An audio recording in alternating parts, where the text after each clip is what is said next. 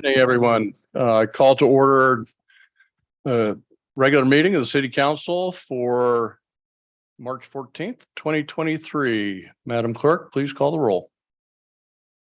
Councilmember Perkins, Here. Councilmember Rubio, Here. Councilmember Veros, Here. Vice Mayor Armstrong, Here. Mayor Hudson is not with us this evening. Thank you. Would you all please rise and join me in the Pledge of Allegiance? I pledge allegiance to the flag of the United States of America, to the republic for which it stands, One nation, under God, indivisible, with liberty and justice for all. Thank you. Please be seated. All right, we'll move on to item 3, announcements. Do we have any changes to the agenda this evening? There are no changes. Okay. Then item 3.2. If you wish to speak under public comment regarding an item, agenda item, please fill out the speaker card located in the back of the room and submit it to the city clerk. If you're participating remotely, click the raise your hand button on your computer or *9 on your telephone to request to speak when public comment is being taken on the agenda item. Board, committee, and commission meetings. Item 3.3. A complete list of upcoming meetings may be found on the city's website at www.sanramon.ca.gov. Subscription service is available at the link for automatic meeting notification. Contact the city clerk with questions at 925-973-2539. All right, this time we're going to move to item 4, public comment. At this time, the public is permitted to address the city council on items that are on the consent calendar, including requests to pull an item from the consent calendar and the reason why you wish to pull the item or items. Please note that the decision to remove the item from the consent calendar is strictly at the discretion of the city council. Also, you may speak on requests for future agenda items and also on any special presentation items under section 6 of tonight's agenda. And we have 2 items there. Also, you may speak on items that are not on the agenda and are within the city council's jurisdiction. So at this time, I will open that public comment. If you wish to speak under public comment or regarding any agenda item later, please fill out the speaker card located in the back of the room, submit it to the city clerk.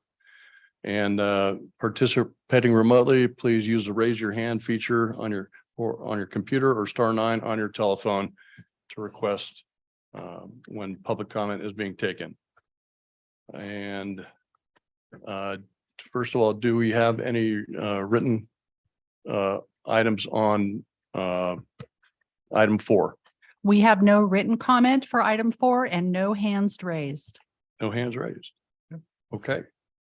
Then we will close public comment and we will move on to, and we'll move on to item 5, consent calendar. And can I get a motion on the consent calendar? Okay, we have Councilmember Perkins has moved, Councilmember Rubio second.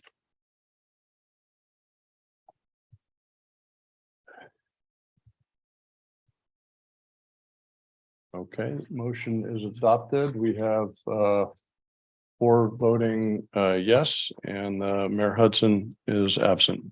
Okay, you have to do something with 5.7. I'm sorry? 5.7, it's an ordinance.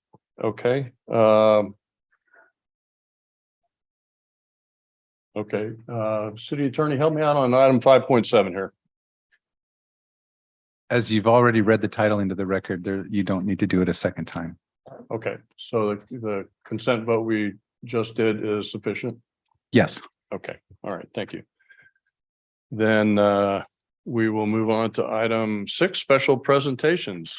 And the first, we will have a proclamation declaring American Red Cross Month. And I will present this to Andrew Sorley, Red Cross Leadership Council member. I want you to come forward.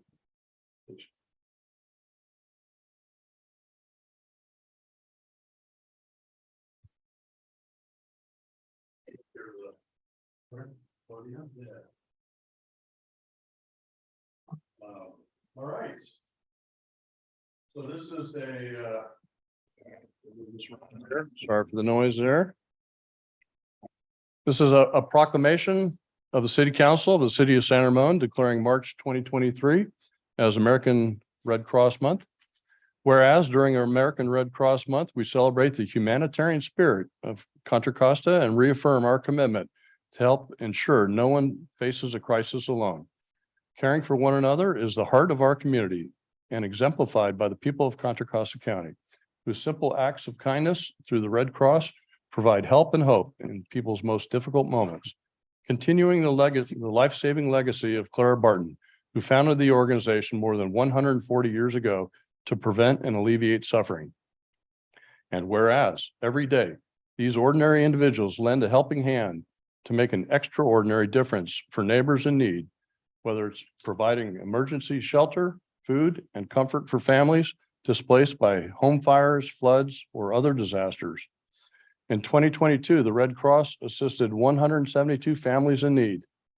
And whereas every day these ordinary individuals donate life-saving blood for cancer patients, accident victims, people with sickle cell disease, and other life-threatening conditions, hosted 568 blood drives in Contra Costa County, collecting over 16,823 units of blood. And whereas every day these ordinary individuals support military members and veterans, along with their families and caregivers, through the unique challenges of service, the Red Cross service to the armed forces opened and assisted 320 cases. And whereas every day these ordinary individuals use vital skills like first aid and CPR to help others survive medical emergencies. In 2022, we trained over 7,000 people in these skills, and they deliver international humanitarian aid and reconnect loved ones by crises around the world. The Red Cross Alarm Program installed 300 smoke alarms, making households safer, and trained over 400 youth in preparedness through our Prepare with Pedro and Pillowcase project. And whereas the support, volunteerism, and generous donations by these ordinary individuals and partners are critical to our community's resilience, we hereby recognize the month of March in honor of all those who fulfill Clara Barton's noble words, "You must never think of anything except the need and how to meet it," and ask everyone to join in this commitment. Now, therefore, be it resolved that the City Council of the City of San Ramon does hereby declare March 2023 as American Red Cross Month and encourages all community members to reach out and support its humanitarian mission. Thank you very much. Okay, let me get a quick picture here.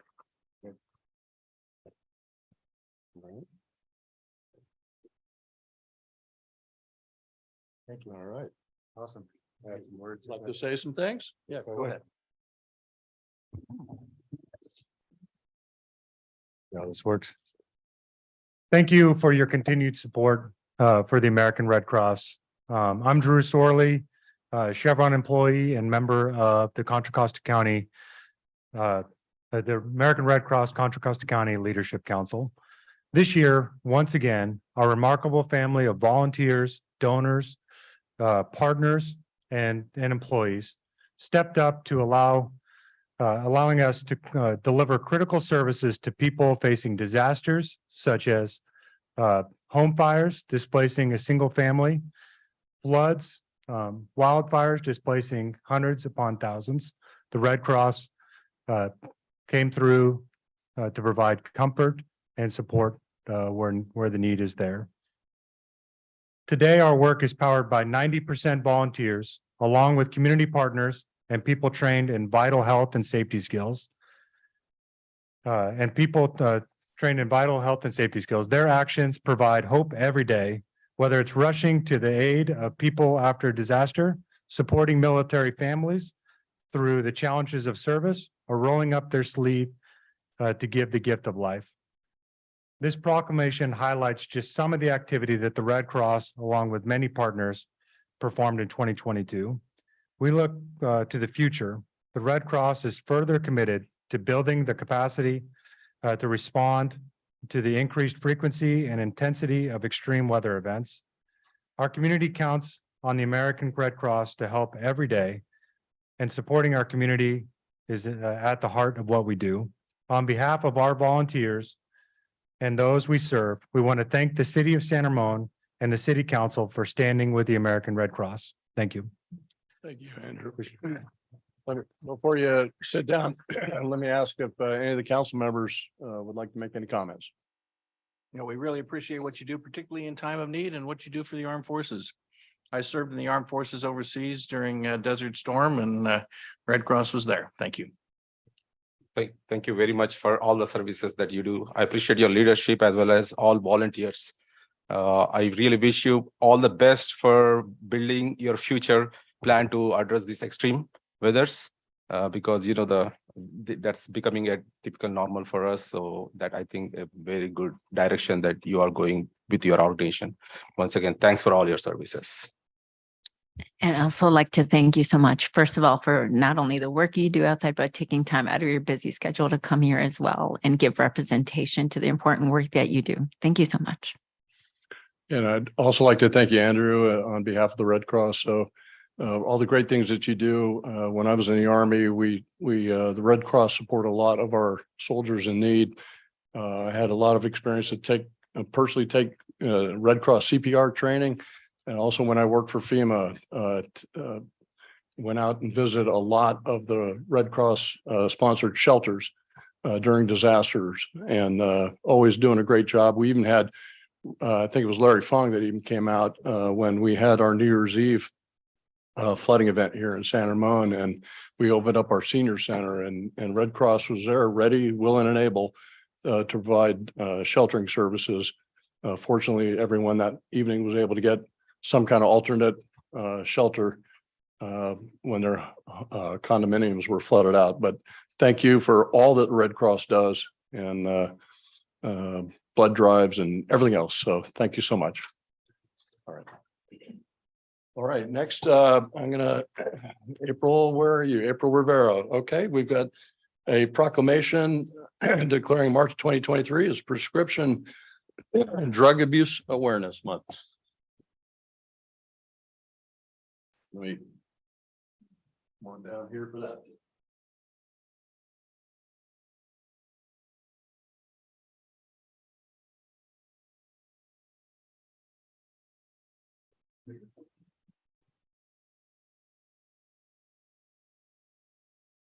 All right.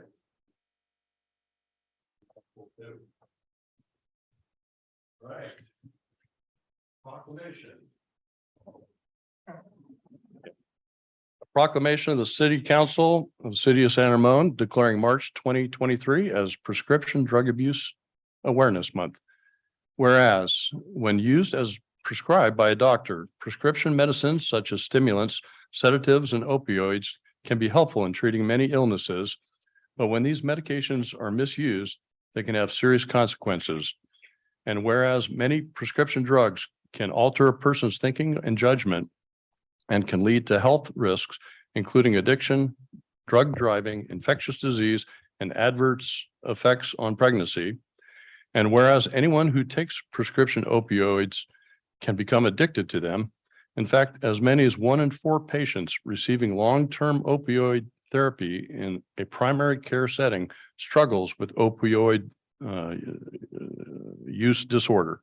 And whereas prescription opioids overdose deaths are often involve benzodiazepines. Benzodiazepines are central nervous system depressants used to sedate, induce sleep, prevent seizures, and relieve anxiety.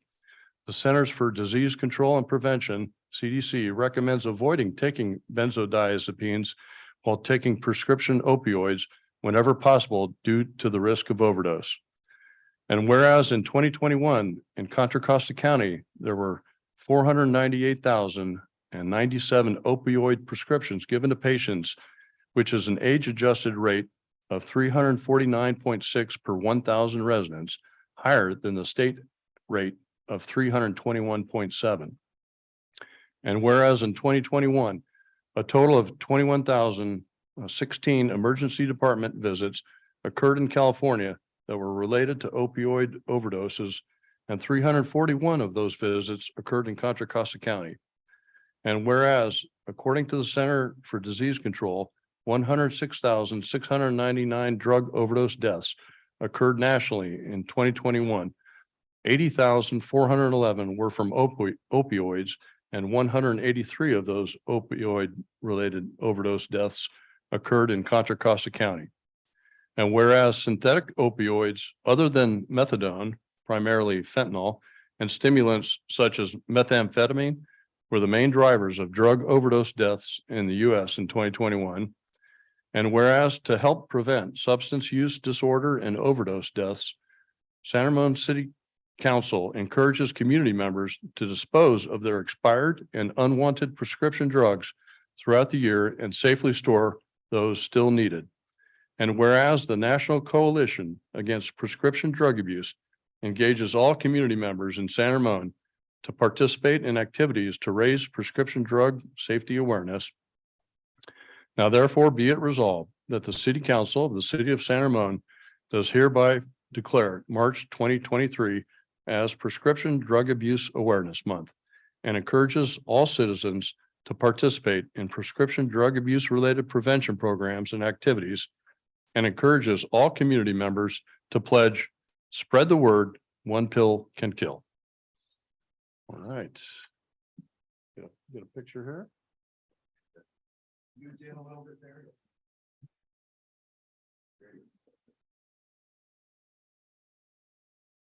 Perfect. Thank you. All right. April, the floor is yours, or anyone else who would like to speak. Okay, well, I think we all will just briefly. Yeah, please do. Thank you. All right.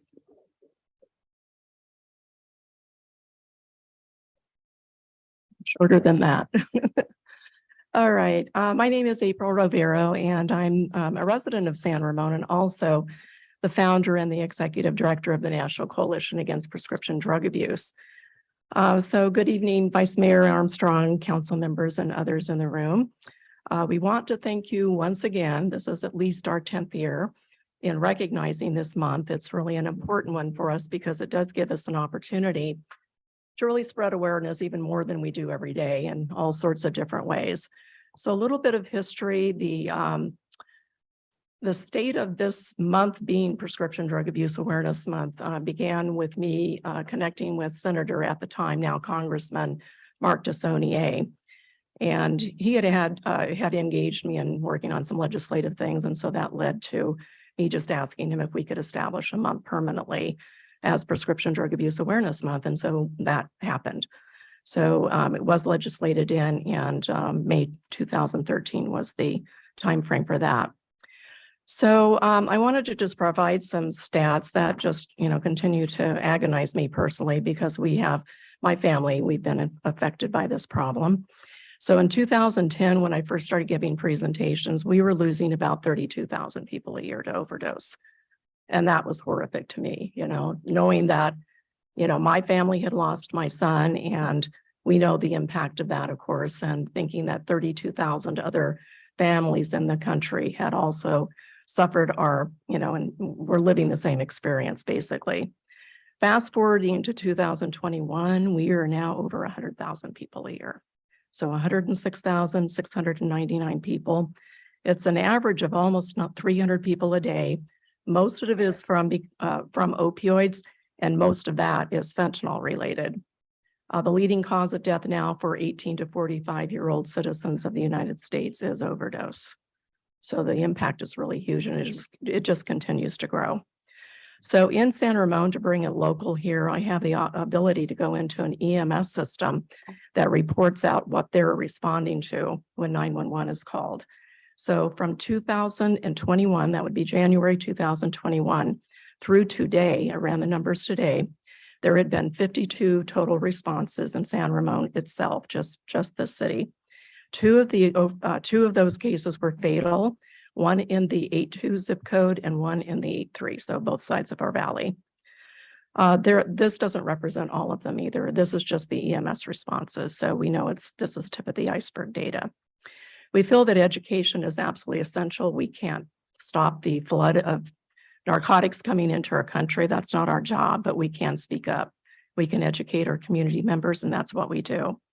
So we're out in the schools in our area, educating adults in multiple settings. We're also now providing overdose rescue training, and we're passing out Narcan, which is an overdose rescue drug and a medication that can potentially reverse an opioid overdose. We also now hand out fentanyl test strips that can test for fentanyl and drugs that somebody may be potentially going to use. What people can do is lock up and properly dispose of your medications. That's number one. And never take any medication unless it came from a legitimate pharmacy. And you have to know that. These pills that are fake out there that have fentanyl potentially in them, they look exactly like Percocet, fentanyl, Adderall, Xanax. You cannot tell the difference. So we need to make sure that people know that. Don't ever take a pill from a friend or anyone else. Request our free services. Everything we do in this valley is free. And so we do provide all that education at no cost. You should have each of you a brochure, and I'm going to leave some back in the back that outlines the services that we offer. So please call us if we can be of assistance. So educate yourself is a little small part of that, and then just continue to learn and share out with friends and family. And don't be in denial, because this can happen to any family. None of us are immune. So, tomorrow, Doherty Valley High PTSA has invited me to give a virtual training. So that's available for those who would like to attend. Also on March 30th from 6 to 8 p.m. at Dublin High School in the Performing Arts Center, we're going to be featuring some of our youth ambassadors who are going to be giving presentations and also providing Narcan training and passing out Narcan there. Visit ncapda.org to learn more and to request our services. So at this point, I just want to introduce our youth ambassadors. This is 3 of the 25 youth ambassadors we now have on our team from local schools, and they're going to say a few words about their experience with us and their perspectives on this issue. Hi, my name is Evelyn, and I'm currently attending Monte Vista High School, so I'm a freshman. And up till this point, I didn't really know much about prescription drugs or how dangerous they can be. And when Mrs. Rivero came to present about it in our health class, that's when I first got to know about the NCAPDA, and that's how I was interested in joining. And I joined recently. So a couple of stuff I've done is I attended a Narcan training last week, and then I presented at an ACT conference in UC Berkeley to help spread awareness about opioids and fentanyl. Thank you. Hello, my name is Shrey Sharma, and I'm a freshman at Cal High. I've actually been here before. So I joined the NCAPDA close to 2 years ago, and I feel like in that time I've learned a lot about prescription drugs and just in general brought a lot of awareness to the community working with Ms. Rivero. For example, just as Ms. Rivero mentioned, a couple weeks later, we will be presenting to various schools about opioids and different causes of concern. Overall, I would just like to thank you for accepting this resolution and urge you to spread the word. Thank you. Hi, my name is Salika. I'm a sophomore who goes to the Quarry Lane School in Dublin, and I joined NCAPDA around almost a year at this point. And in the beginning, I didn't really know much about opioid overdose. I knew it was a prominent issue in our community and in California, but I never really understood the complexity and extent of the damage it could cause. And after NCAPDA and volunteering, thanks to Ms. Rivero, making opioid overdose kits, going to volunteer events such as Run for Ed, I've definitely broadened my horizon and gained more insight on the issue. And I'd like to thank NCAPDA for that. One final message I have for everyone is to definitely, if you know that someone is struggling with opioid overdose, it's definitely beneficial to go out and spread awareness and do your best you can to help this situation on your part. Thank you. Okay, thank you very much. Oh, I have a question, April. Sure. Well, thank you for the applause back there, but we'll give her a rousing applause. In your brochure, right at the top, it says, "Don't assume that any medication prescribed by your doctor must be safe. It may not be." That concerns me a whole lot, that if I have a prescription from my doctor that I don't necessarily trust it. Can you elaborate on that? Well, I can on a personal level. The doctor who prescribed my son Joey he died 9 days later from those prescriptions, is serving 30 years to life in prison because she was a bad doctor, a pill mill doctor. So sometimes they are very, very small percentage of our doctors are of that ilk. But additionally, doctors go to school for a number of years and they learn what they learn and they try to apply that best they can, but they don't always make an absolute perfect decision. The dosage may not be quite right.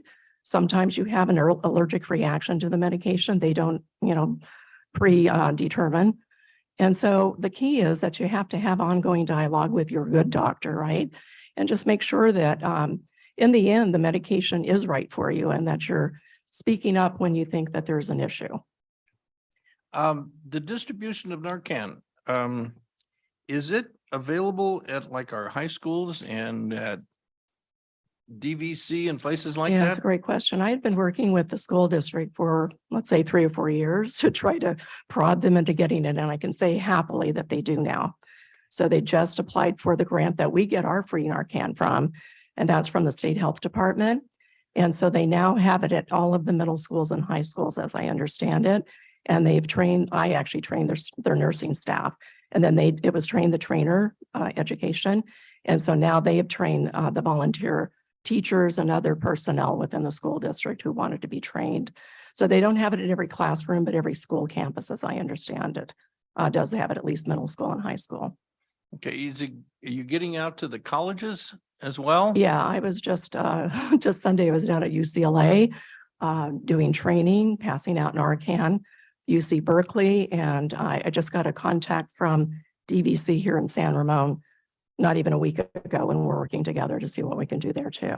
So, colleges are at special risk. Yep. We can't assume that as our teenagers leave our house and go off to school, college or whatever, that they're absolutely safe. And in fact, they can be at more risk because of the partying and stuff that goes on there and the lack of adult supervision. Well, thank you very much. We've Thank talked you. briefly in the past about the fact you won't know the life you save. But we hope you continue on this with this program, and I'm sure there is some out there that are saved because you've been there to pass the word. Well, Thank that's you. what it's all about. And again, I have brochures I'm going to leave back in the back, and we have free Narcan. So anyone in the community, just contact us. We can make it available to you. Otherwise, you can go to a pharmacy and get it too, but you have to pay for it unless you have insurance. And usually there's an out of pocket, not too much, but insurance doesn't cover it. But we can give it for free. So thank you so much, really, again. Appreciate the recognition you. of the month. Sure. Now applause. Yeah.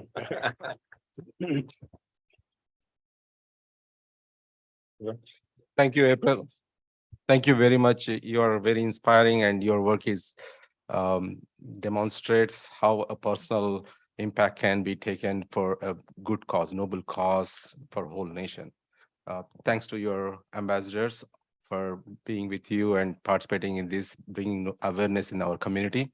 As I always tell this, my wife is a pharmacist, and she always tell that never take a pill if it is a must, even a painkiller, even one single pill, don't take it, even though she's a pharmacist, right? So she mentions that.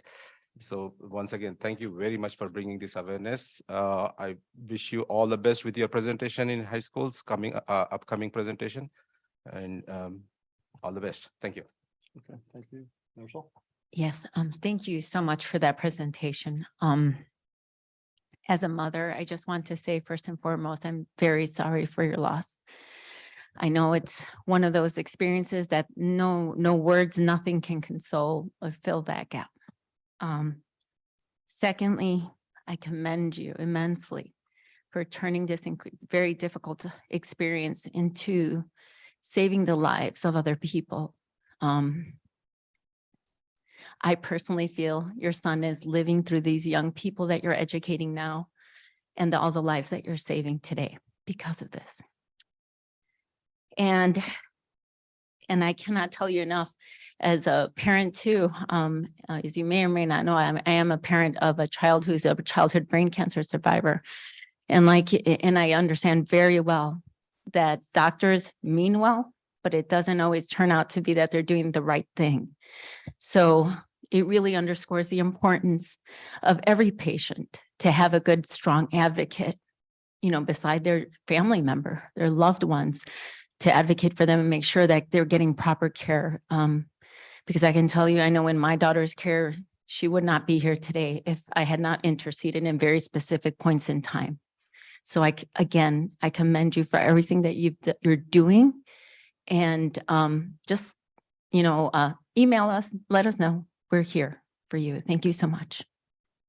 And I'd also like to thank you, April. Thank you for your leadership with NCAPDA, and thank you to the ambassadors and all that you do in your schools to bring this awareness and education. I think I mentioned this last year. Just the statistics are staggering. It's unbelievable, the statistics. And when you kind of gave that San Ramon statistic, that really brings it home. And that's just in a short amount of time. And so it's here, it's around us, it's in and among us, and that education and that awareness and the training that you do with the Narcan is just so important. So thanks for everything your organization does and will continue to do in the future. Thank you. All right. That concludes the special presentations. We have no deferred consent items. We have no city council appointments, no unfinished business, and we're on to new business. So we'll get to the meat of the meeting this evening, item 10.1, and this is a public hearing. And I'm going to ask Ryan Driscoll to come up and provide the staff report, and then we'll go from there.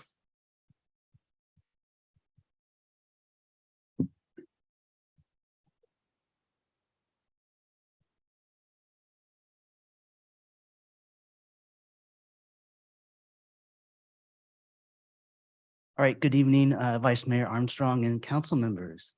So this item is for the Marketplace Mixed Use Development Project at 130 Marketplace. And before I move on here, I wanted to do a brief introduction too. In addition to city staff tonight, this item is currently under litigation. So we have our litigation counsel staff, Eric Phillips from Burke Williams and Sorensen, available to assist us tonight on this item. Moving on, so to identify the subject property for this item, it's the Marketplace Center. It's a 12.43 acre parcel. It's designated general plan mixed use designation and has a zoning designation of mixed use. The aerial photo on this slide shows the parcel within the Marketplace Center. So the project site area is a smaller portion of the 12.43 acre parcel. It's 3.91 acres for the project site area. This aerial photo shows a rough approximation of that area. So the proposed project would demolish about 55,600 square feet of commercial tenant space, construct 40 single-family for sale detached condo units, construct 4 junior accessory dwelling units. It subdivide the project site area into 18 parcels and also provide it for condominium purposes. There'd be 6 new guest parking spaces. And it would also renovate the existing eating and drinking establishment building and outdoor area and establish hours of operation in the project site area. The residential component of the proposed project is shown here. This is a rendering of the elevation at Drive A and Marketplace for the residences. They're 3 stories. They're all 3 to 4 bedrooms, 2-car garage, as shown here. So a little bit of background on the project. This project began when the applicant submitted a preliminary housing development application on November 2nd, 2021. That date is important because it freezes all applicable standards, requirements, and fees as of that date. And then on April 28, 2022, the subject development plan and applications under review tonight were submitted prior to expiration of a 180-day period related to the preliminary housing development application. The subject applications were then deemed complete September 15th, 2022. And this project is subject to the Housing Accountability Act. This is state law. It's been recently modified by SB 330 and SB 8. But the criteria under this law, which I'll discuss a little more further later, but it limits local government's scope of review of housing development projects such as this, and limits the review of this project to a maximum 5 public hearing meetings. So the project, the city did enter into a time extension agreement with the applicant based on some environmental and permit streamlining act laws to allow the city time to process and act on the project with a commitment to finish the public hearing process by tonight, March 14th. The Planning Commission did conduct 4 public hearings for this project. And at the February 16th, 2023 meeting, the Planning Commission approved the project with subject to conditions of approval that have been attached to the staff report tonight. Those 4 public hearing meetings do count towards the 5 maximum total for review of this project. The city did receive an appeal, two separate appeals within the 10-day appeal period for the Planning Commission approval, one by the applicant and one by the Citizens Against Marketplace Apartments and Condo Development, or CAMPAD for short. So a little bit more about the Housing Accountability Act. The Housing Accountability Act establishes strict limitations on local government's authority to deny, reduce the density of, or make infeasible housing development projects consistent with objective standards. So one of the key elements of the Housing Accountability Act is that it establishes the idea of objective standards. Projects such as this have to comply with criteria for objective, quantifiable written development standards, conditions, and policies. So that means there has to be no personal or subjective judgment. They have to be uniformly verifiable, meaning there's little to no room for reasonable persons to differ on whether a project complies with an external or uniform benchmark. And it has to facilitate density permitted on site as proposed with the project. The HAA also establishes a reasonable person threshold. This is a higher threshold than previous rational basis standards for the city to deny a housing development project on consistency grounds. The project such as this, a housing development project, essentially shall be deemed consistent with objective standards if there's sufficient evidence for a reasonable person to conclude the project is consistent.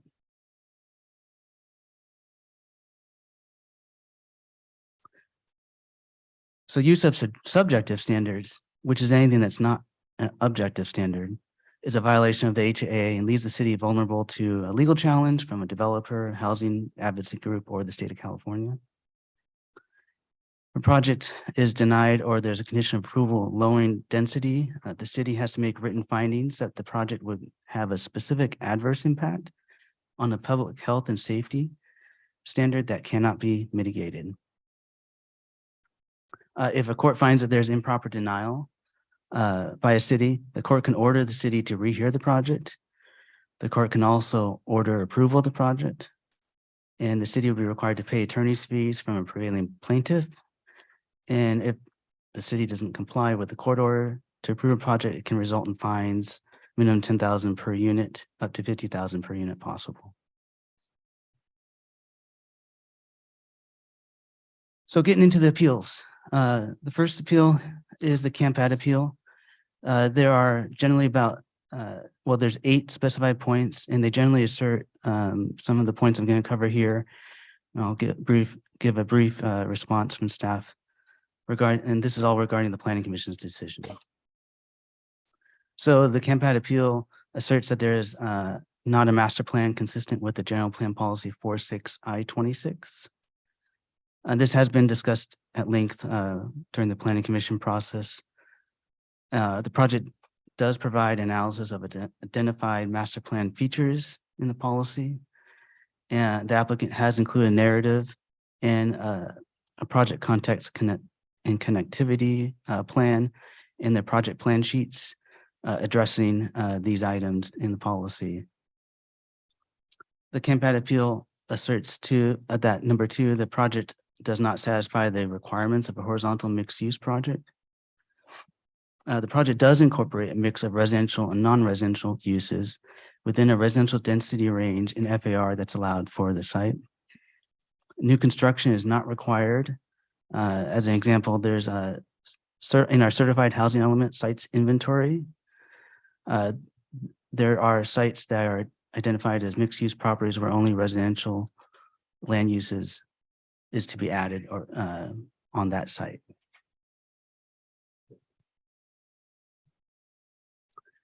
The Camp Ad appeal also asserts the project's not consistent with several specific general plan policies. Staff has included in attachment G a response to those policies identified that the project complies with those policies. The commission did consider all applicable general plan policies and including the guiding and implementing policies in the document. I'd also like to mention the Camp Ad appellant has provided late communication. In their letter, they've identified some additional general plan policies and staff has reviewed it. There's discussion about some non-retail general plan regulations. The project does comply with those requirements.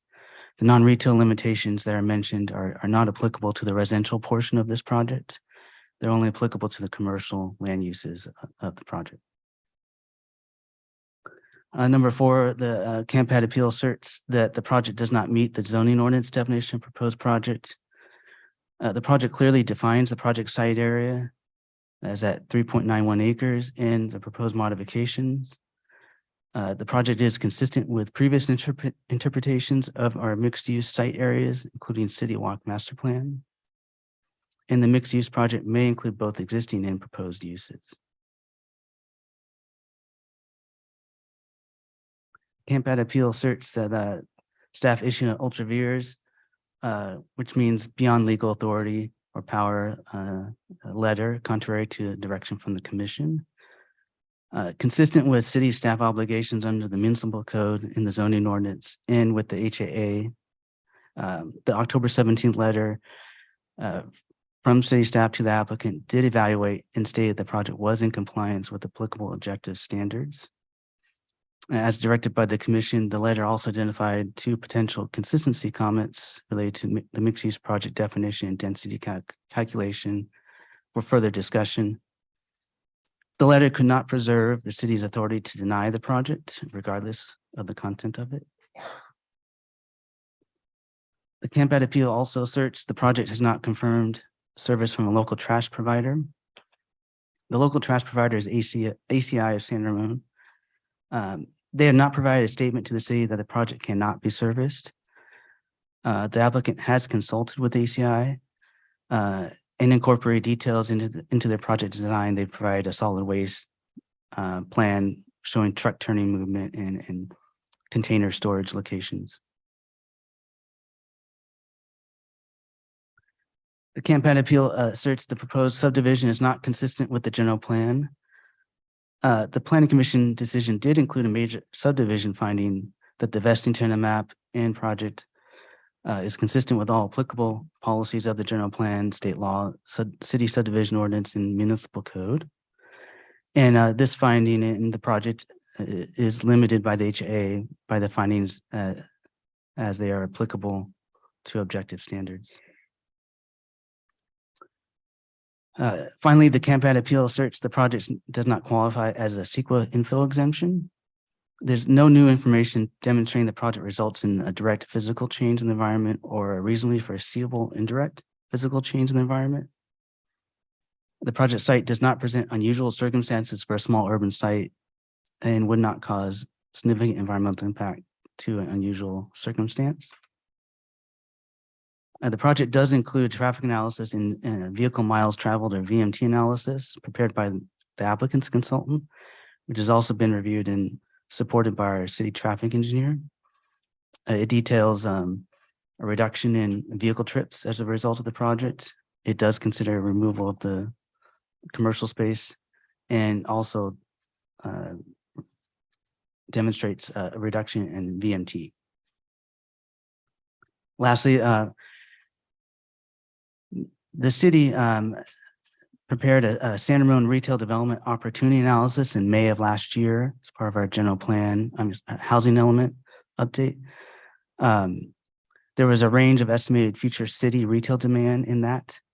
That's not applicable to this project in the VMT analysis because it doesn't identify specific development projects as part of that analysis. So there's no new information provided by CampPad appellant demonstrating the Planning Commission erred in reviewing and approving the project, given the limitations of the Housing Accountability Act and due process requirements. City staff recommends denial of the CampPad appeal based on the appeal information provided in the record of decision. All right, so moving on to the other appeal. This is the appeal from the applicant. So the applicant objects solely to one condition of approval, number 13, that requires a shared parking agreement to allow overnight residential use parking on the project's non-residential parcel. The Planning Commission requested the condition be included to address their concerns regarding residential parking. So city staff did not recommend inclusion of this condition during the review with the commission. The project does comply with the city's objective parking standards for single-family dwellings. There's no additional established objective standard, be it city standard or health and safety standard, that requires additional parking beyond what is included in the project. And the project already incorporates shared parking provisions required in a specific zoning ordinance section by way of conditions of approval requiring a shared parking agreement between the project's existing 34 commercial parking spaces and the remainder marketplace center. And then the specific zoning ordinance requirement, the plain language of it, does not require shared parking provisions between the project residential and non-residential land uses. Rather, it requires incorporation of shared parking provisions into the project, which they provided.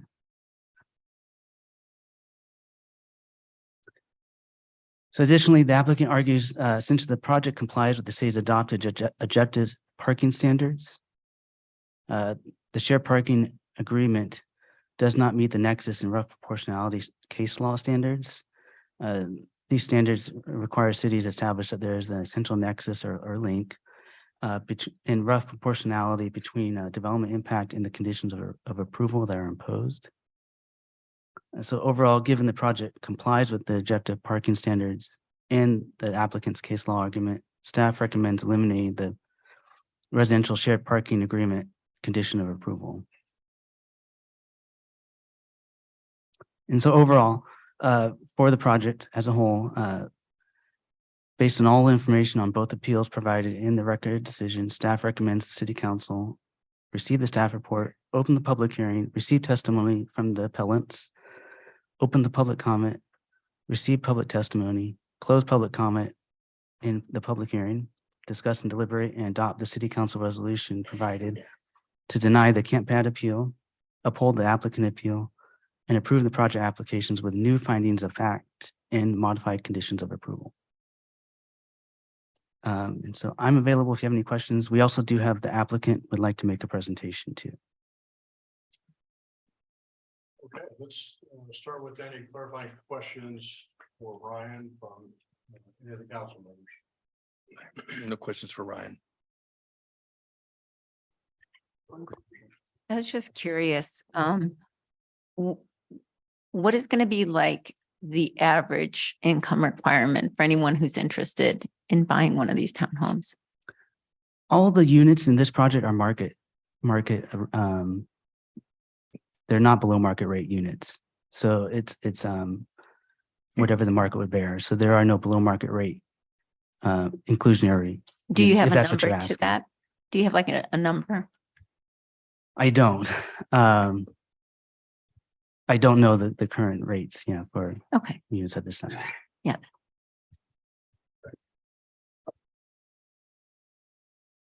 Okay, I have no questions and none other. Okay, then at this time, I'd like to entertain a motion to open the public hearing. Councilmember Rose. Seconds.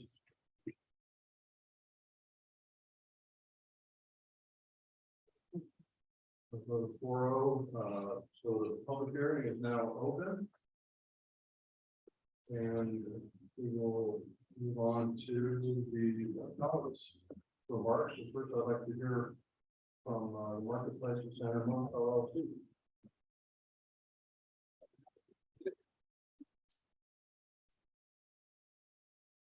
And, please, keep your remarks limited to 15 minutes. Absolutely. Yeah, I guess. Just hit the arrows here, Ryan. Okay, great. Good evening, Vice Mayor Armstrong and council members. My name is Scott Grady. I'm with TRC. We're the owner of the property. Thank you very much for the opportunity to speak this evening. We've got a lot of ground to cover, and to your point, Vice Mayor Armstrong, we'll keep it moving. As Ryan's done a great job of introducing the project. You've already seen the project site. Did want to point out this is a housing opportunity site in the city's 6th cycle housing element. There's the 3.9 acre site in yellow.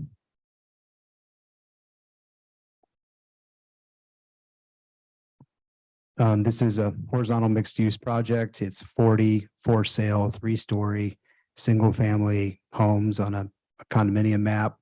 4 of the homes do include a JADU, which is essentially just a ground floor unit that's got a separate entrance, but is also can be entrance from the interior of the unit. And it also includes the renovation of the eating and drinking establishment, which is the Starbucks building. And we will go through the pedestrian connectivity elements. This particular rendering shows the paseo that runs down the center of the project. Now here's the site plan. You'll see a few snippets of the elevations on the right. We've got a mix of what we're calling bungalows and modern farm homes. They've got a mix of materials, stucco, horizontal and vertical siding, stone, very nice looking product. They're all 3 to 4 bedrooms, 3 to 3.5 bath. They range from 2,100 to 2,300 square feet. And again, are all 3 stories. This slide just shows some of the general context of the project, relative to the surrounding community. And in particular, the black arrows are supposed to represent pedestrian connectivity. In particular, this shows a potential connection over to the Iron Horse Trail. And the Iron Horse Trail is shown there in orange, or in green with the orange spiral. This is one of the plans from our submittal. What we've done in orange is just to highlight the pedestrian connectivity throughout the project.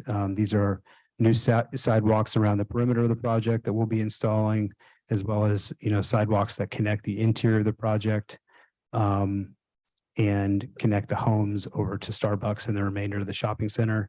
I did want to point out in the upper left-hand corner, you'll see this sort of outlined in red. That's a rapid flashing beacon. A new pedestrian walkway that we'll be putting in, and that lines up with what would be potentially a new future connection to the Iron Horse Trail that would be on the west side of the project. And then we've also got a new striped pedestrian walkway on the south side of the project.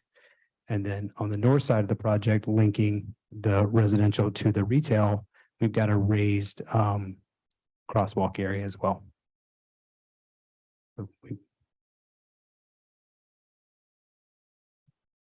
This slide shows some of the renovations to the Starbucks building.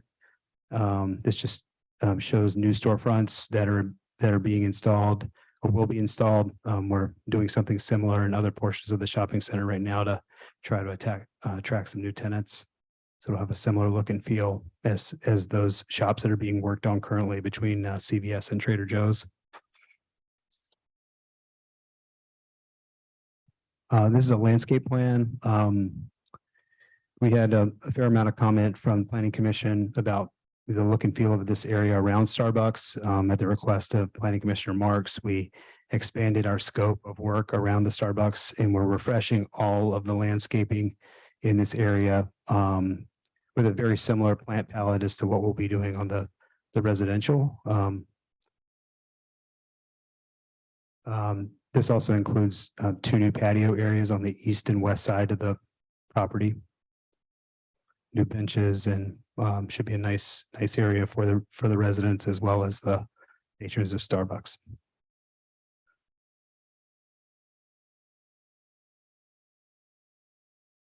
Okay, with that, I'm going to turn it over to Alan Murphy with Perkins Coie.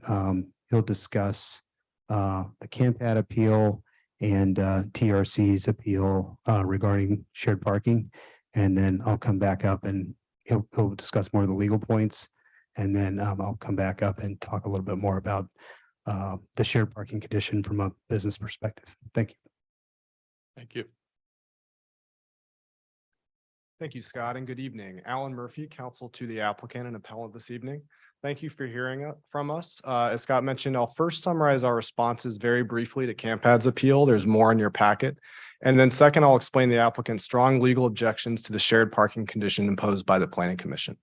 We respectfully ask the City Council to uphold the Planning Commission's approval of the project, but to remove condition of approval 13.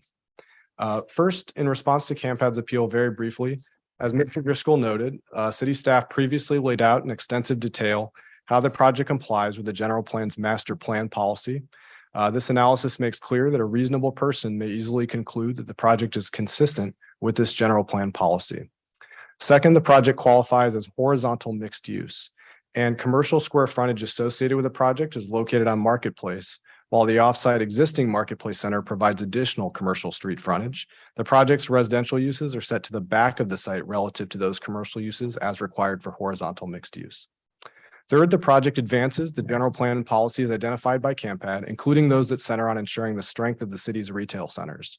The project supports strong retail in San Ramon by locating new residents and potential shoppers directly next to an existing shopping center.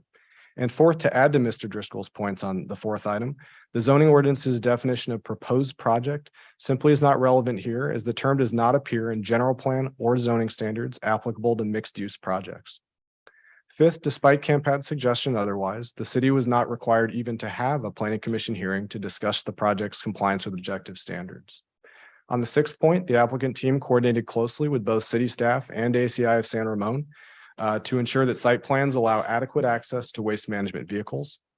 Seventh, CAMPAD has identified no inconsistencies with applicable general plan provisions, and in fact, the project advances of other general plan policies. Eighth and finally, the Planning Commission correctly determined that the project is exempt from CEQA. The transportation experts, both from the applicant side and the city, confirmed that the project will reduce total vehicle miles traveled, and there simply are no unusual circumstances that apply here that would take this out of the CEQA exemption. Now, moving to the applicant's appeal, the applicant strongly objects to condition of approval 13, which would require shared parking between the project's residential and non-residential uses. The condition violates the law and could cause the coffee shop use to close. The Planning Commission disregarded the city attorney's determination that this condition is unlawful, as well as our legal analysis, and the applicant must protect its real estate against this unlawful condition. To begin, absent the shared parking condition, the project already meets and exceeds the city's parking standards in numerous ways. First, the project satisfies code requirements for residential uses by providing 2 spaces per single-family home of 4 bedrooms. Project voluntarily exceeds this requirement by providing 6 guest parking spaces. The project more than satisfies its non-residential parking requirement for the coffee shop. And finally, as staff has noted, the project satisfies the zoning ordinance's shared parking requirement. The code provides that the use of shared parking provisions shall be incorporated into mixed-use projects. The provision requires only that the project incorporate some type of shared parking provisions. The code does not require the project to incorporate any specific type of shared parking provisions, and so this is an objective standard. Condition of approval 6, which the applicant supports, ensures that the project meets this standard by requiring a shared parking agreement between the project's non-residential parking spaces and existing parking spaces located on the remainder of the adjacent Marketplace Center. The Planning Commission unlawfully went beyond this to also require, under a separate condition, condition 13, shared parking between the project's non-residential and residential uses.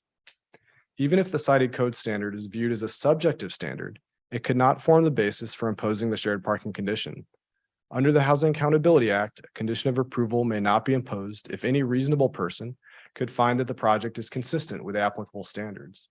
And here, as discussed, a reasonable person easily may find the project consistent with the applicable shared parking standard. The shared parking condition also violates state housing laws in the ways that are described in the memorandum we submitted to the council. And then finally, there is no nexus between the shared parking condition and impacts of the project. None was demonstrated, none has been demonstrated at the commission or here tonight before the council. There's simply no evidence to suggest that the project would fail to provide adequate parking. Commissioner Wallace provided you with a letter taking issue with our positions on this condition of approval. I'd be happy to walk the council through the applicant's responses to that letter if there's any interest among council members following our presentation. And I'll turn it back over to Scott Grady to discuss the business implications of this condition.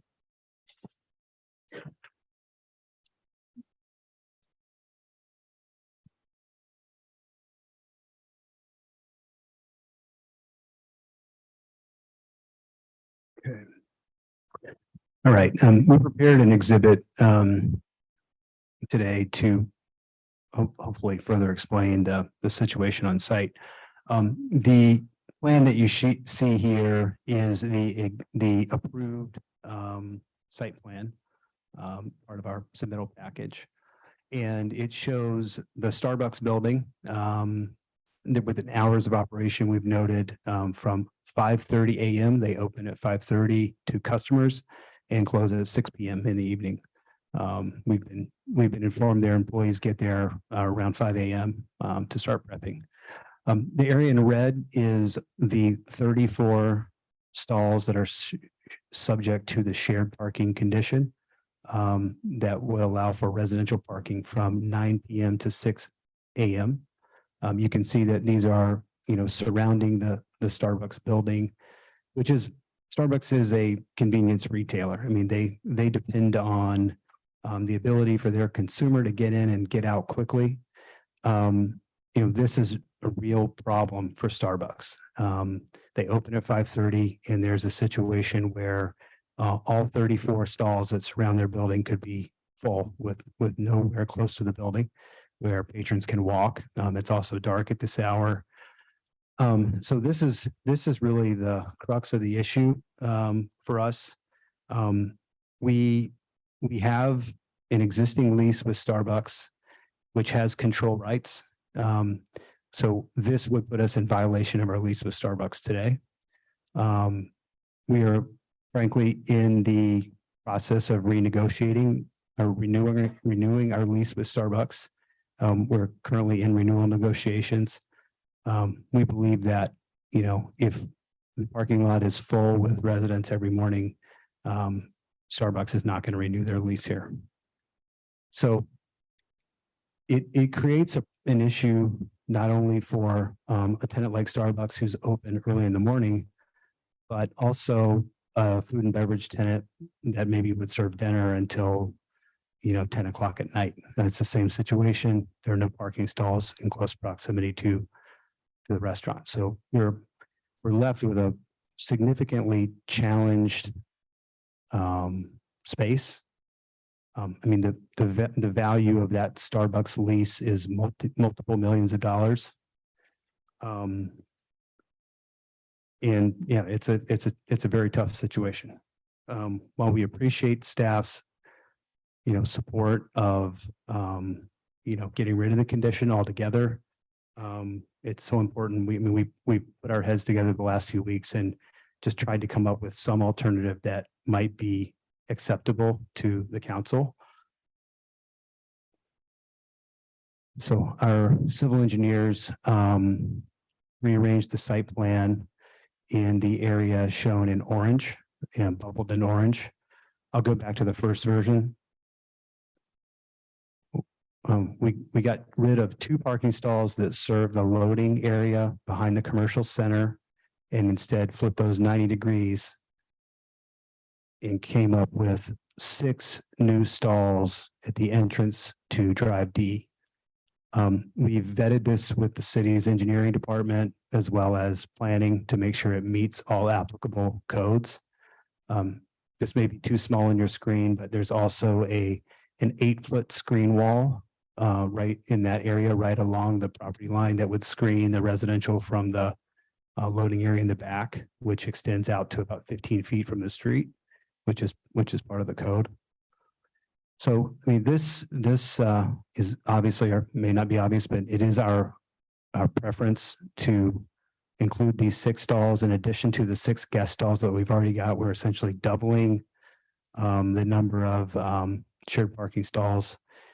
And, you know, again, we're going above and beyond code, so we hope that that meets with your satisfaction. But if for some reason that's not acceptable, you know, we thought that perhaps another alternative would be if instead you condition the 6 stalls outlined in green in the northeast corner of parcel K.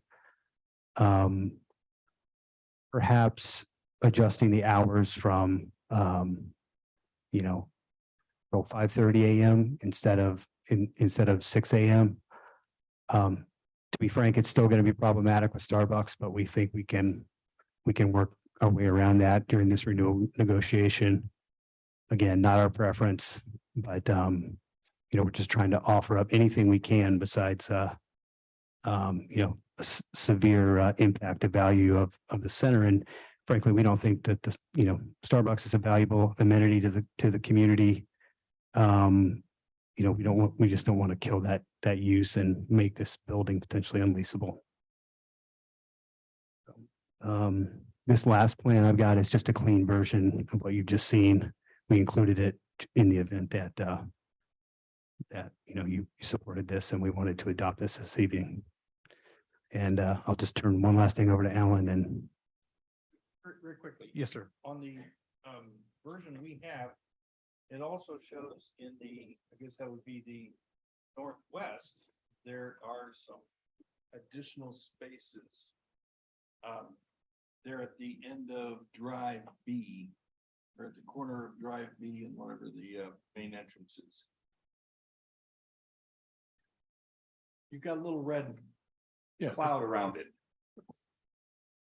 Okay. This one right here. Oh, yes, sir. Yes, sir. Got it. Yeah. Those are the 6 that we're proposing. Exactly. Okay. One of these 6. Well, that was just an option in the event that the 6 in orange, you know, weren't acceptable for some reason. So are you saying 6 on northeast, and then in addition to that, these 6 at the Starbucks location? So totally 12 you're saying? Well, I'm not saying that. I'm sorry. Thank you for clarifying. We're offering 6 stalls. Okay. 6 Either additional these stalls. or these 6 stalls? Yeah, we prefer the ones in orange. Closest to Marketplace at Drive B. Okay, I see R. here. Right, Yes. right. Okay. got it. But I just, 6 stalls in total, but we wanted to give you all options just in the event that the ones closest to Marketplace, you know, perhaps weren't acceptable. Could you say again, what was there, where the red circled ones are, what was there before the proposed site? Yes, I'll go back. Yeah, so there was some there's landscaping in that area that's meant to screen the back of the commercial center, as well as a 6-foot screen wall. And then there's 2 parking spaces that are sort of like parallel stalls that would otherwise, in this plan, they would serve the commercial loading zone. It's probably not apparent to you that where the commercial loading zone is. It's my fault. I probably should have labeled it better, but I guess you see those 2 gray stalls just above Drive D. I don't know if I can, maybe I can use the mouse here. See these 2 stalls there? Okay, go ahead, Ryan. Yeah, I really screwed it up. There you go. There you go. Thanks, Ryan. It will allow for you to use an object on it or a finger. Okay, great. So, yeah, these 2 stalls, you can probably see these a little bit more plainly. So This is the current plan. And this area is the commercial loading area. Okay. Does that make sense? Thank you. And then I can show the other one up close as well here. We've also put in a sidewalk here and a painted crosswalk to get people across the street safely.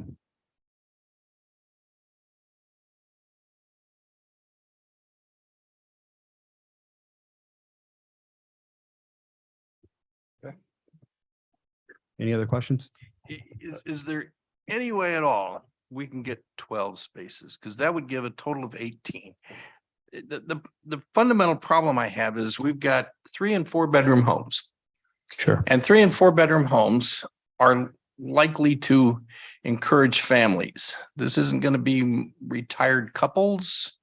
And children have a tendency to grow up.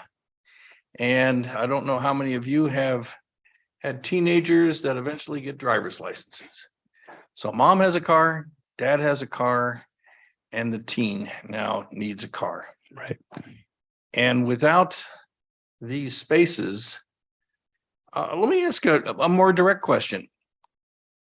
In the absence of these, all 12 of these spaces get used, the ones that exist down off of Abbott Drive B, and then the 6 you just offered up. If a resident were to park in the shopping center parking overnight, would it be the policy of your company to tow those cars? That's a good question. You're right. It's a good question. I'd like an answer. Fair enough. Yeah, I mean, we ultimately would have to determine the policy between the HOA and the ownership of our company. I mean, we don't, as a matter of course, in our shopping centers, it's not good business for us to tow cars. If these people are our residents, and they're repeated customers, it's not good, probably not good for us to, but there's a point where if it's abused, it could become a problem. So I don't have a perfectly straight answer, but it's easy enough to work with the HOA to provide identification so that the cars that would be parked overnight would be identified as being residents, right, as opposed to non-residents.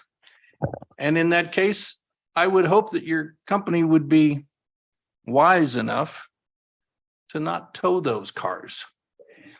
If I know in my own family, I had 4 kids, and at any given time as they were growing up, we had at least 2 of them had driver's licenses as they were growing up. And so we had 4 drivers sharing 3 cars. right. And a development that has no driveways and no on-street parking, where does that 3rd car go? Yeah. And if you've got 40 housing units with 4 bedrooms, you're likely at some point in time to have 30 or 40 teenagers living there. That's a highly likely event. Right. Well, I understand your point.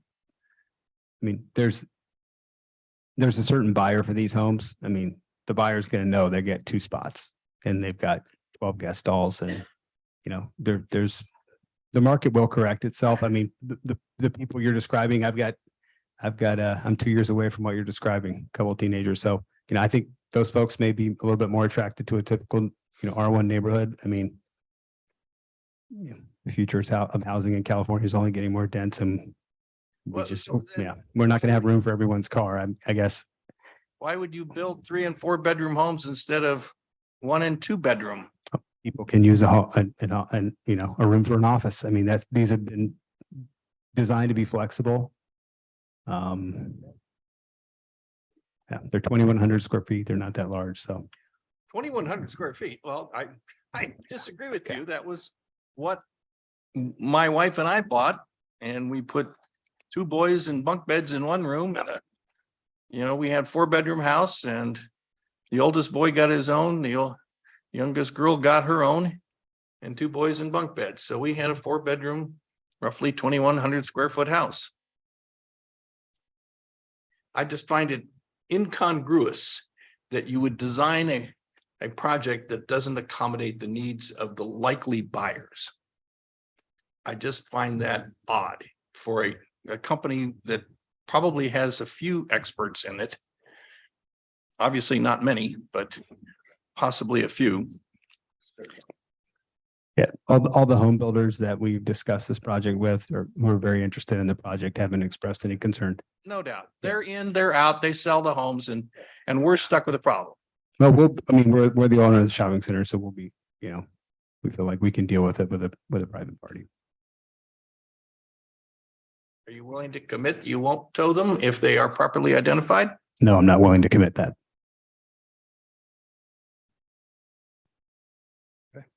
I can't encumber my whole shopping center. Other questions? For Marshall? Questions? Well, I'm not so sure. I mean, you asked a lot, like the question with the parking is obviously a concern, but it would be nice to think about how we might be able to accommodate that, have more flexibility in the event that it is needed. Just to be clear, are you willing to commit to the 12 stalls right now?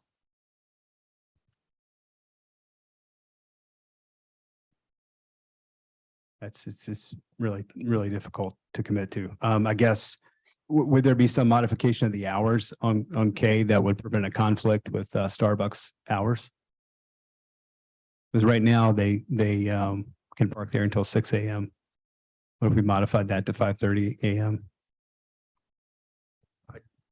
I'd accept that. Okay. I mean, I'm sure people can work out who leaves at what time, but it's better to have, I hope we can do something better than that, Right. I am a little worried about that, but nonetheless, I know that we've met the minimum requirement, but we always have to anticipate more Sure. to be err on the side of caution. So Understand. So we have a lot more people to hear from. We have public comment to take as well. Another appellant that we need to hear from, but let's finish up questions with this appeal. And do you have any? But I just want to ask I just want to be sure when we're talking about the project site, the mixed use project site, how do you define that? A mix of residential and non-residential. Mixed use project site. What is the project site? What is it physically, or how is it defined? Yeah. Physically? How Okay, to sure. describe it? Yeah. Yeah, it's everything you see in dark lines here. Sorry, I'm a little faster with the mouse. So it includes all of this area. It includes parcel K where the Starbucks is. So Starbucks is the non-residential piece, and this is obviously the residential. So it's this entire area, 3.91 acres. Okay, good. And that's the way I see it too. Is that's the mixed use project site. And so when I go back to looking at, as it's written, as I read through the staff pack and all the information in here, I think what seems to be at question here is a zoning ordinance, section D2 15B3B. And that is the mixed use zone additional development standards. That says to encourage the development of both residential and non-residential uses, the use of shared parking provisions shall be incorporated into mixed use projects. Okay, it shall be. It requires it. It's not optional. This is not a subjective thing. And as the mixed use project site is the residential portion and the non-residential portion, or in other words, the condos and the Starbucks. Correct. As it currently exists right now. So I guess I'm trying to understand how if what you're saying, you don't want to comply with what I see as the law in the zoning ordinance, that parking provisions shall be incorporated into mixed use projects. How does that serve to encourage residential development? And And how does that even benefit the residents in the condos? Yeah, given the litigation here, I'm going to have to let Alan answer that question. Sorry. Sure, and thank you for the question. I think to clarify when reading the provision you just conveyed, the shall, we completely agree, shared parking provisions must be incorporated. The use of shared parking provisions shall be incorporated in mixed use projects. That doesn't say, that provision does not say that those mixed shared parking provisions must be between the residential and the non-residential uses. The first phrase you read, saying to encourage development of residential and non-residential uses, explains what the purpose is of the use of shared parking provisions. Now here, the shared parking provision does in fact encourage the non-residential and residential uses because it helps ensure the success of the retail component of the project. If the retail component's not successful, the project's frankly not successful. And that was, of course, a big part of Mr. Grady's presentation, is that we need both parts to work. So as part of the shared parking here for this project, ensuring adequate parking for the non-residential by having shared parking between the Starbucks coffee shop site and the remainder of the center helps ensure the success of that retail, which makes the mixed use successful. But I just do want to clarify that we completely agree it's mandatory to have shared parking, but there is no provision requiring that shared parking be between residential and non-residential. Okay, I mean, just the way I'm reading it, I just don't see how it encourages any residential uses or development rather. And I just don't see how what you described as a shared parking arrangement between, the Starbucks, the 34 spaces there and the rest of the shopping center. I don't see how that in any way benefits the residents, the future residents of the condos. Well, it helps ensure that the project as a whole is successful. So for instance, going back again to Scott's point about the huge problem if we have these spaces parked up in front of the coffee shop, if this retail part of the project doesn't work, this mixed use project's frankly not successful. So that undermines the whole idea of bringing residential uses into this mixed use zone, right? So we need to find a way to make the residential and non-residential work. And so what we've provided is that what Mr. Grady has established is that it simply doesn't work to have these 34 spaces available to residents at times when Starbucks is opening or open. I mean, they open at 5:30 in the morning.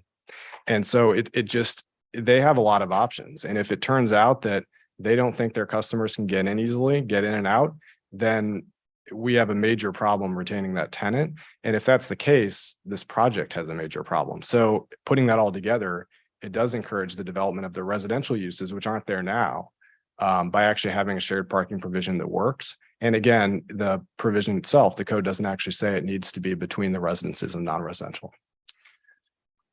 Okay.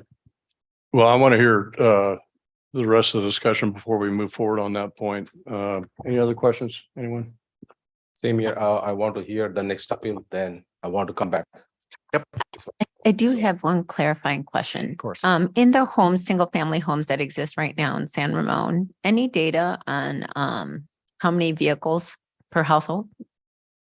I don't have that data. It's possible staff would. I do know that when city codes are established, those end up determining, those are based on some sort of evidence related to how much parking is needed. And so when the city established its code requirements, presumably it would have undertaken that study. Okay, so that's where you came somewhat, we assume the determination is coming from for the about 2 spaces needed for a 4-bedroom townhome, right? Yes, in the code itself it actually does provide the number of spaces required per residence by number of bedrooms. So for a 4-bedroom or a 3-bedroom unit, those 2 spaces are required. It varies by number of bedrooms. Right, and you're saying though that would be also based on what kind of is the current a layout basically throughout in San Ramon as well, right? Some consideration for that, right? It should be, yes. The city presumably when it updated its code would have taken that into account. Absolutely. Okay, thank you. Unfortunately, it probably assumed that there was on-street parking available as well. And this doesn't have on-street parking and it doesn't have driveways, which changes everything. Okay, if there's no other questions for Marketplace LLC, we're going to move on to the Campad appeal, and then we'll go through public comment. And then we're going to give both Marketplace and Campad an opportunity for rebuttal if they so choose for a few minutes after all the other public comments. Of course, may I make one final point? Sure. If the council is potentially interested in the first option that Scott presented that shows 6 new stalls near Marketplace, right? So those would be newly proposed. We have proposed some modifications to the conditions of approval that are included in your packet that would implement that change. And so it's based on the clean version of this plan, which let's see here. Right. So it's based on this plan, which is only, again, the first of the 2 options showing those 6 new stalls near Marketplace. This language does implement that option. So I don't know if it would make sense now for me to provide this staff or to Deputy City Clerk. So this language is available. Okay, thank you. And before we have comment and discussion on that, we need to hear the rest of the comment. Of course. Thank you. Thank you. Okay, at this time, I'd like the Citizens Against Marketplace Apartment Condo Development Campad to please come forth and provide your statement. Same thing, 15 minutes. We may interject with some questions. Please as we do. go I along. appreciate the questions. Good evening, Vice Mayor and City Council members. My name is Ariel Strauss. I'm attorney at Greenfire Law, representing Campad. I appreciate your many questions and attention to the many intricacies of this project. We are talking about a site just down the block that you intimately know. And so let's start out by acknowledging that we're not for SB 330 and the Housing Accountability Act. The city would never even seriously be discussing this project. It's plainly not mixed use. By all appearances, TRC forced Nob Hill to close to build out the site and flip it. If TRC claims that Nob Hill site is not valuable or premier for retail, as intoned in some respects in the staff report, I urge you to remember thousands of residents have spoken in favor of keeping the grocery store and have identified it as their go-to shopping location. And Raley's announced in March 2021 that sought a long-term lease but could not obtain one from TRC under conditions that were workable. Raley's even sought to find an alternative location in the city but could not find one which reflects the uniqueness of this site. Now, while TRC is entitled to seek to use the property in any lawful manner, calling this misuse is farcical. The actual development seeks to demolish over 55,600 square feet of prime retail and replace with construction of 40 low-density market rate townhouses. The inclusion of 1,200 square foot Starbucks, which admittedly is an important place to get coffee, is not particularly unique and not particularly important to the residents of the city. It is really just contrived line drawing. In fact, I can think of no other reason that the line wasn't drawn just to include the actual development itself. And in fact, the activity that's occurring at Starbucks, the repainting, the changing to the flashing of the windows, is really not distinguishable from the activity that's happening across the Marketplace site due to deferred maintenance that is only now being addressed. So the townhouses subdivision essentially forms a continuation of the Reflections HOA townhome site and is not integrated in a shopping center. It simply does not comport with mixed use requirements to either be vertical, which is residential above retail, or horizontal mixed use, because the residential uses all along Marketplace Street or Ordinance D2-15B requires street frontage be retail and the residential situated behind that. So let us recall the general plan, as we all know, is a constitution for land use decisions, and the council must assure compliance with general plans to the greatest extent feasible. The commission, as you will see in their resolution, decided not to determine that the project is compliant with the general plan. Instead, they recognize that their authority under state law is limited. And they simply reflected their direction to staff to have them issue a notice of non-compliance or a notice of interest in consideration of 2 prime issues, a question of whether there was adequate residential density and a question of whether the site satisfied mixed use conditions. However, in contravention to the commitment made by staff on October 4th, the letter issued at TRC instead said that the project site was compliant. Now, while generally under the code, staff can decide whether a project is compliant with the requirements for completeness, That does not allow a staff member to commit to the commission that it will make a statement and then fail to do so.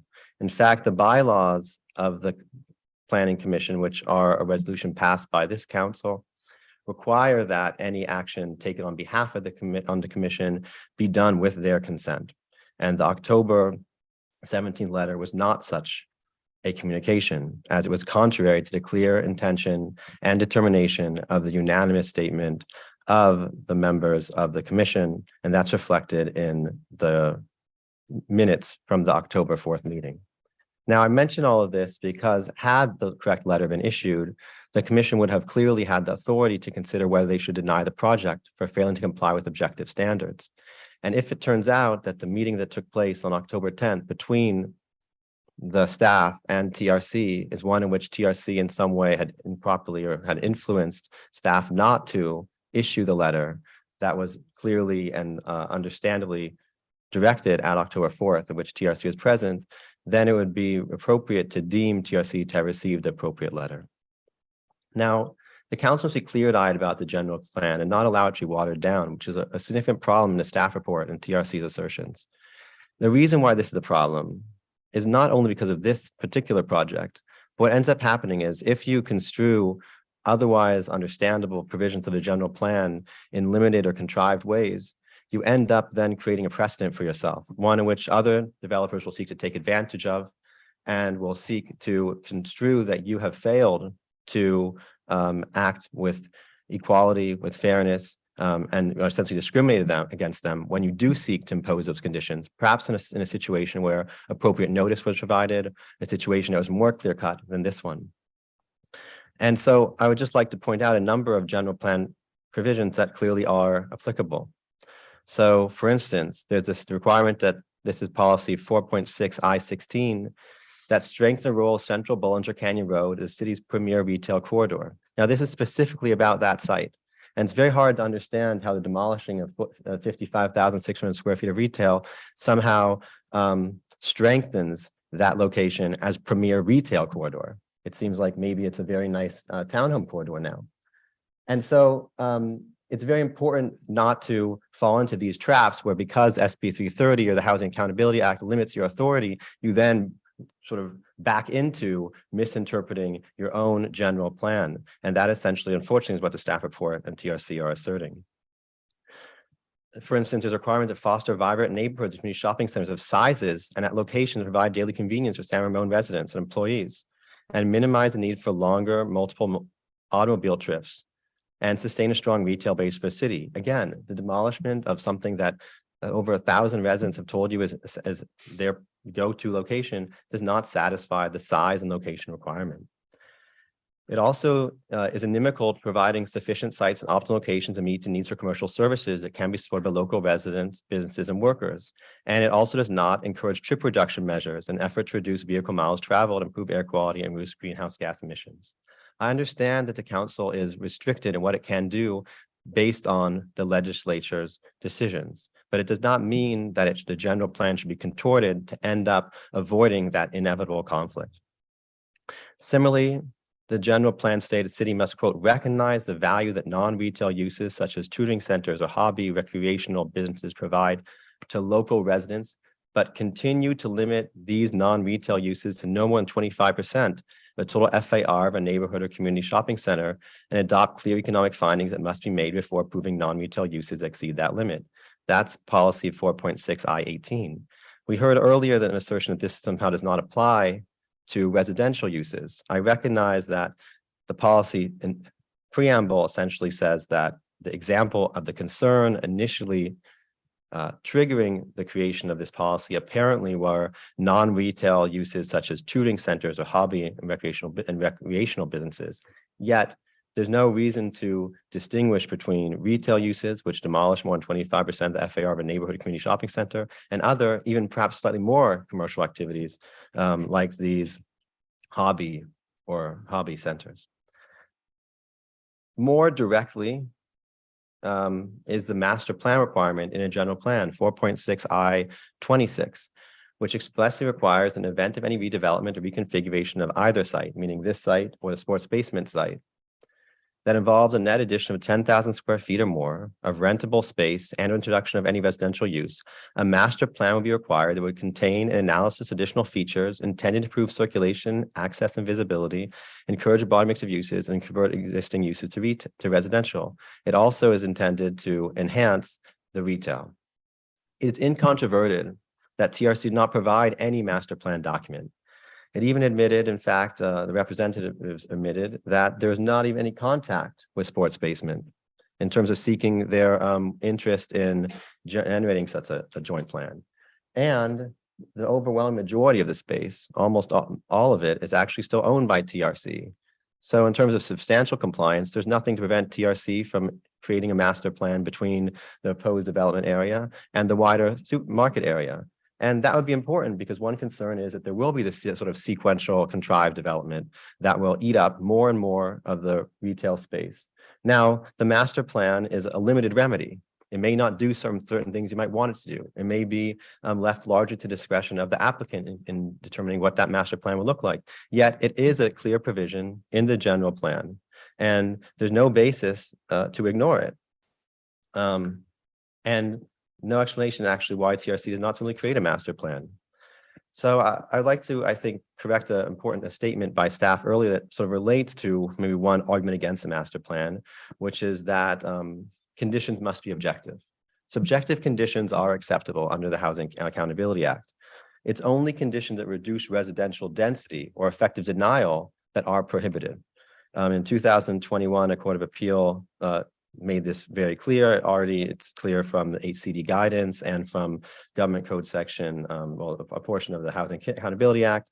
But just to quote the court, it said, with respect to standards are not objective, the HAA does not bar local agencies from imposing conditions of approval. Rather, it prohibits conditions of approval that the project be developed at a lower density. And in another place it states, local governments are not barred from imposing conditions of approval that did not reduce density. Now, having shared parking does not reduce density. Having residential density, particularly. Having a master plan does not reduce residential density. It is within the authority of the council and of the city to make sure that these general plan provisions are met to the greatest extent possible. And for over 100 years, courts have recognized that zoning law does not violate equal protection, nor does it constitute a Fifth Amendment taking. And TRC's contention that the general plan's master plan requirement or parking, or basically anything that has been raised somehow as a taking or violates equal protection, if the city was to accept this broad application of these constitutional doctrines, essentially all site-specific and traditional conditional use permits would be impossible. So turning to the proposed parking condition, as the Vice Mayor pointed out, the zoning ordinance is clear that the intention is to facilitate residential and non-residential uses. And if we were to simply apply the reasonable person standard to say that any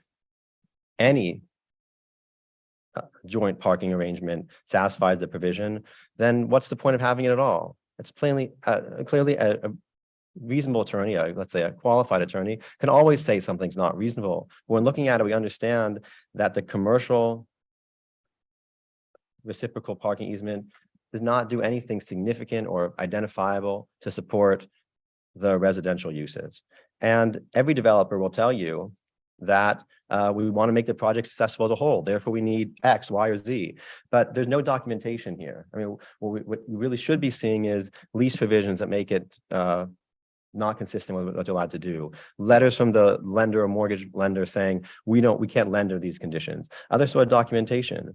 But this issue has been raised from the very first of the 4 hearings that were already held, and we've never received any sort of documentation or anything else aside from today being the most substantial assertion that it just makes it infeasible. But really, you'd expect something much more significant.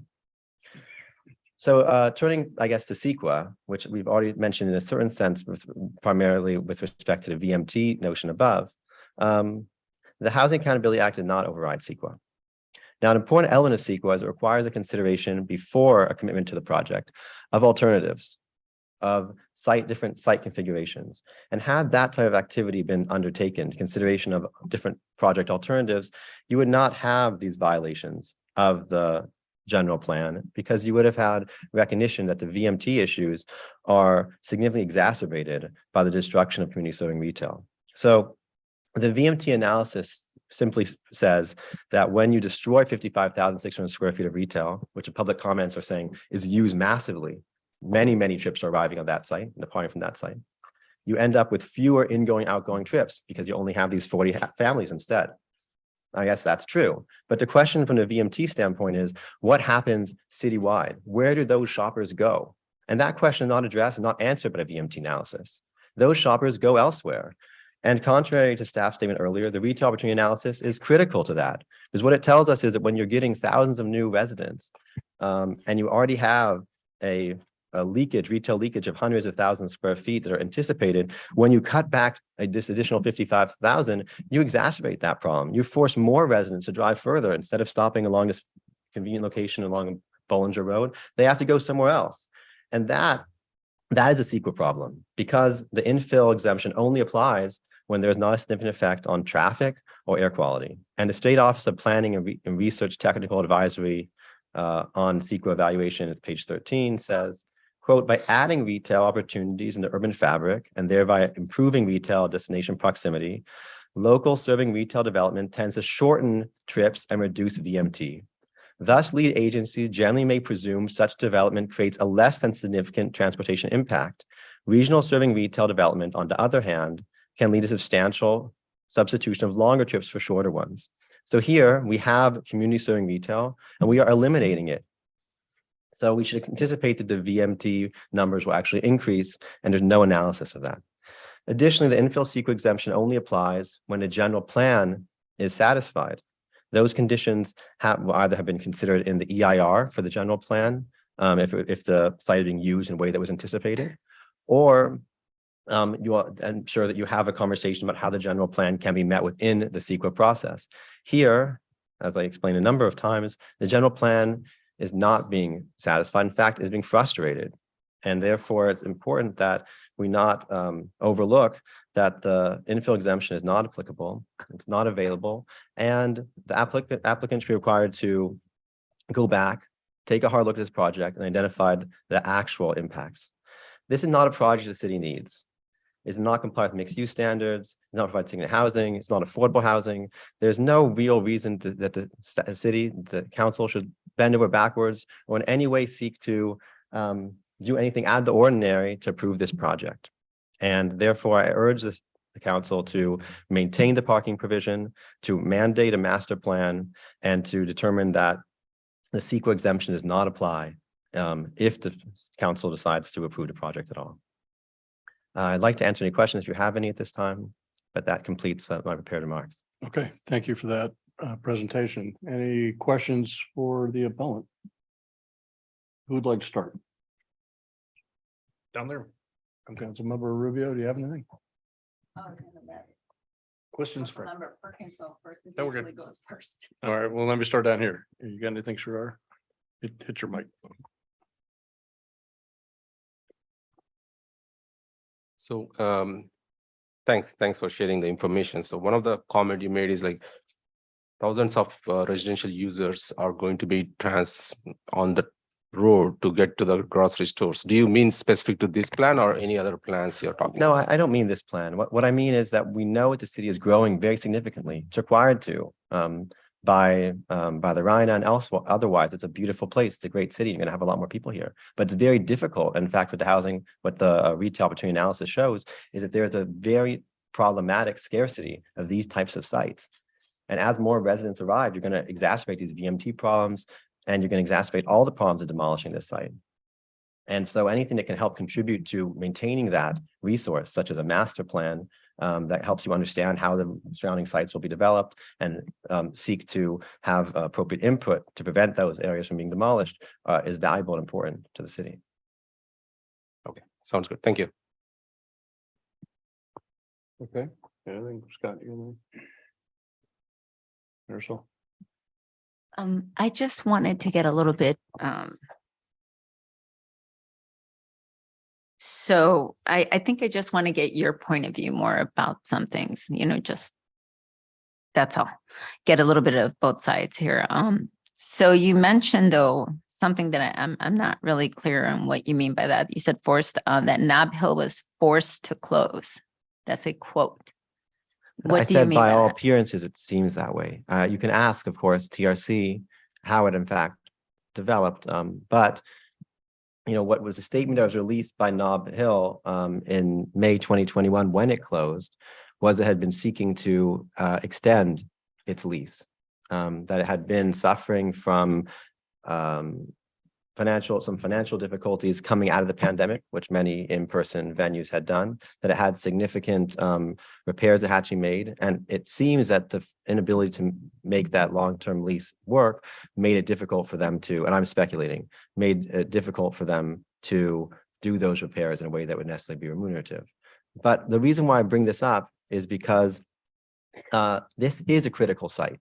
This is a fundamentally important retail site where there is an opportunity for a future full service grocery store to be. And I think any contention that somehow the site is sort of too far in the corner, not well formatted, too large or something like that is simply not supported by the record. And I think understanding some of the history about what happened with Nob Hill may give a better picture of the value of the site.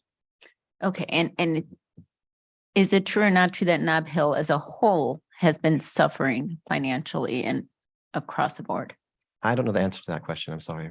Okay.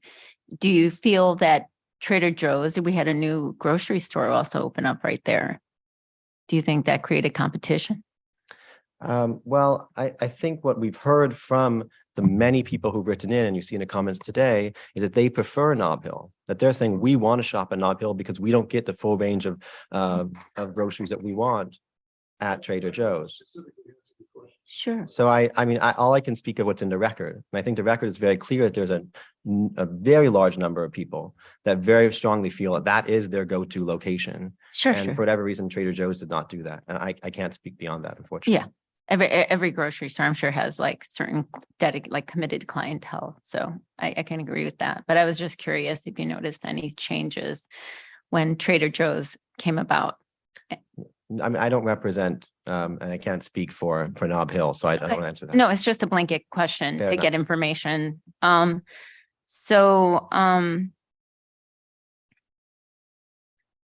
Let's see, sorry. So you were saying that there was increased traffic and increased vehicle miles, right?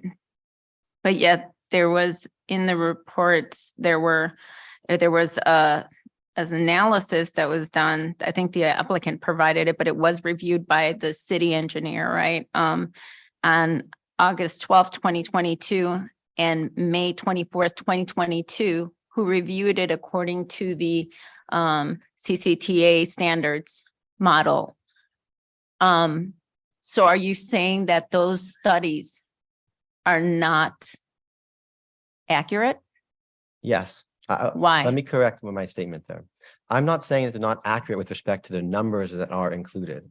The TJKM memorandum, I assume, is accurate in terms of reflecting the number of ingoing and outgoing trips to that site. But it's the frame that is incorrect. And it's a frame that is incorrect with respect to compliance with the CEQA, the OPR technical advisory guidance, which is that, well, maybe the focus is not to be on the specific site. So there will be less incoming traffic to that site when you remove that draw that so many people have spoke about desiring to go to. But the question that needs to be answered from a VMT standpoint is, in the relevant region, will there be more traffic overall? Will people have to travel more vehicle miles to get their needs met? And when you remove that easily accessible market, when you remove that, somebody will have to do their shopping elsewhere. And that's what the retail opportunity analysis calls leakage. That's traffic trips further afield to Concord to elsewhere in order to meet their needs. And when people are telling you that I go to this market because I don't meet my retail needs elsewhere, or when we see that there are hundreds of thousands of square feet of leakage according to the opportunity analysis, what we then know is when you demolish that resource, people have to travel elsewhere to make that shopping. So that's the way in which the VMT analysis is deficient. I don't contend that any of the figures that are used are incorrect. I don't know the answer to that, but rather the focus is not in compliance with the OPR directives and the VMT requirement. And this opportunity analysis that you're referring to, who did that? And when? That was done last year on behalf of the city. It was presented to the mixed use ad hoc committee. And that was done, I believe it was in May 2022. I could tell you the name in a moment if you bear with me. Sure, of course. Thank you. Sure thing, I'm happy to.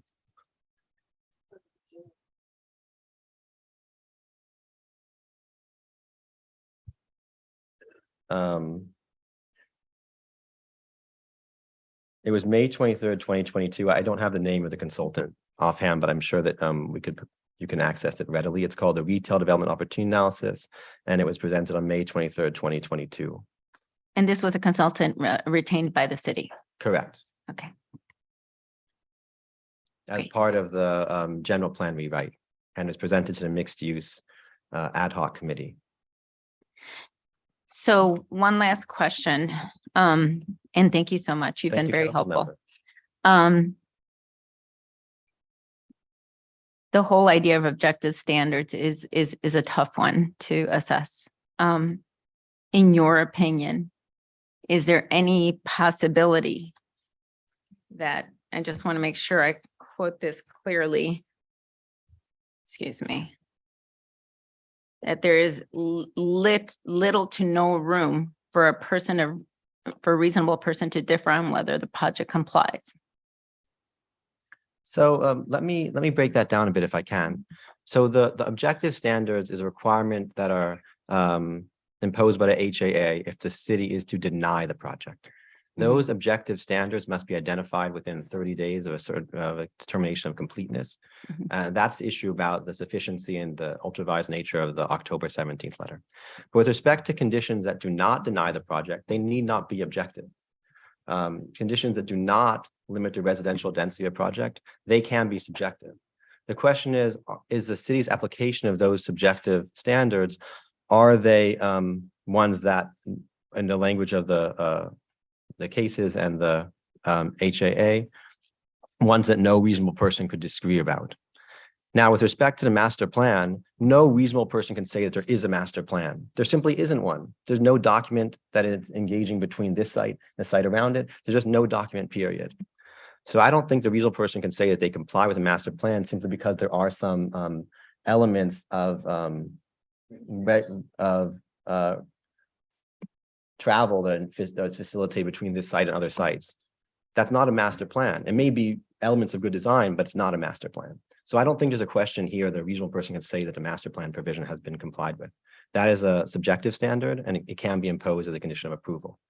With respect to the question of whether a reasonable person could consider that the parking requirements have been met, the council, I think correctly, the planning commission correctly understood that provision applies specifically in order to facilitate the development of the residential uses and the non-residential uses. The applicants desire to have some sort of reciprocal commercial parking arrangement. That does not facilitate that. I don't think a reasonable person could say that whatever they're doing there meets the requirement under the zoning ordinance to have shared parking. Okay, and last question, I promise. Please go on. Okay. So if you're saying a reasonable person can't find fault for for inappropriately denying and unobjective standards, right? Because there's no master plan there, but can they default to the general plan and zoning ordinance? Why or why not? Can you repeat that, council member, please? So you said that there's no master plan, so there's nothing to comply with or look upon as what the objective standard would be, but could say that person default to the general plan and zoning ordinance. Why or why not? So if I understand you correctly, what I think the answer is that a general plan is clear that a master plan is required. There's no ambiguity about that. It's specifically for this APN. It's specifically when this type of activity is transpiring. In fact, the master plan requirement was deferred specifically to a moment in time when the owner is seeking to increase the value of that site or take some discretionary activity. They don't have to undertake this activity. And if they don't undertake it, there's no taking, there's no regulatory taking because it still has a significant amount of value. So I don't think there's any basis by looking at other provisions of the general plan to say that a reasonable person would say there's compliance with this provision. It's not a holistic question. It's a very focused question.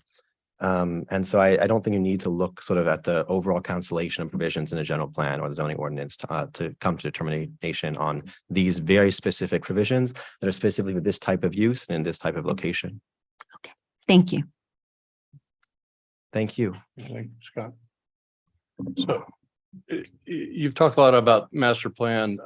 Now, I didn't find a specific definition of a master plan in our general plan. What is your definition of a master plan, and how do we know it when we see it? How do we Right. know it's not there? So you're correct that the general plan does not define a master plan. I mean, there are elements of it that are identified in the general plan. It's to improve circulation, it's to enhance retail, it's to have have better coordination between the sites. It is a document of some sort, right? We're familiar with them from City Walk, from other locations. They're not uncommon in the world of development. So I don't think that we need to say that we know precisely what it is in order to impose it.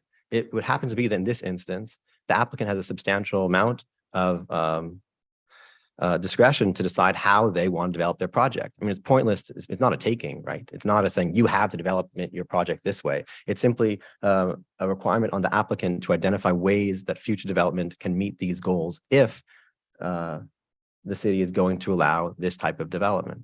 So I don't see that sort of ambiguity as a problem with the council imposing that requirement.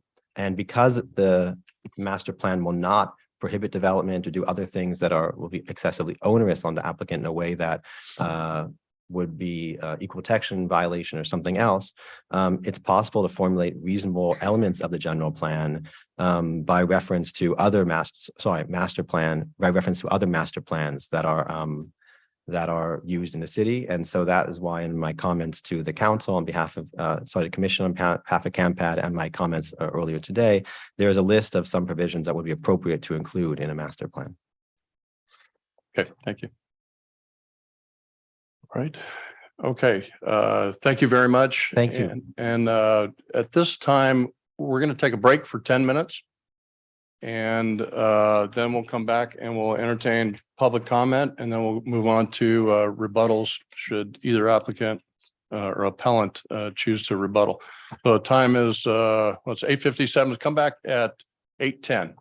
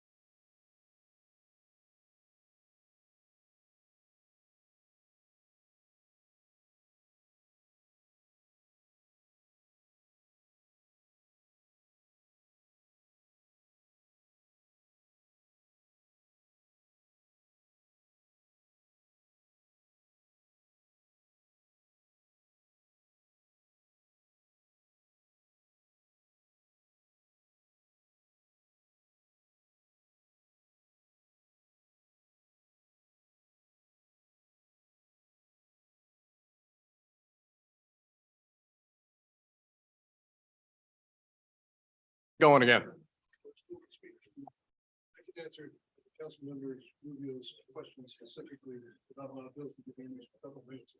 You just, if you want to speak, just do it during your time, please.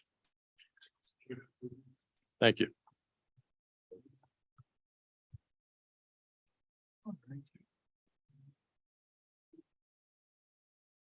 All right, we are back in session and we've been through the appellant remarks for both Marketplace and Citizens Against Marketplace apartment condo development. And at this time, I'd like to open up public comment and I see some members of the Planning Commission in the audience, so I'm going to give them the opportunity to speak first. And then we'll move on to other members of the public who are here in the room. Then we'll move on to anyone who's on Zoom or on the phone. Let's see. And just so for the record, we have received a significant number of written comments ahead of time. We've got a whole stack of them. And I ask that any members of the public who wish to speak, please, if you've already provided a written comment, please don't read your written comment. We have that. We've seen that. Please provide us additional new information and not just kind of say again what is already been provided in the record under the written comment. So at this time, I'd like to open public comment and ask if there's any members of the Planning Commission that wish to speak this evening.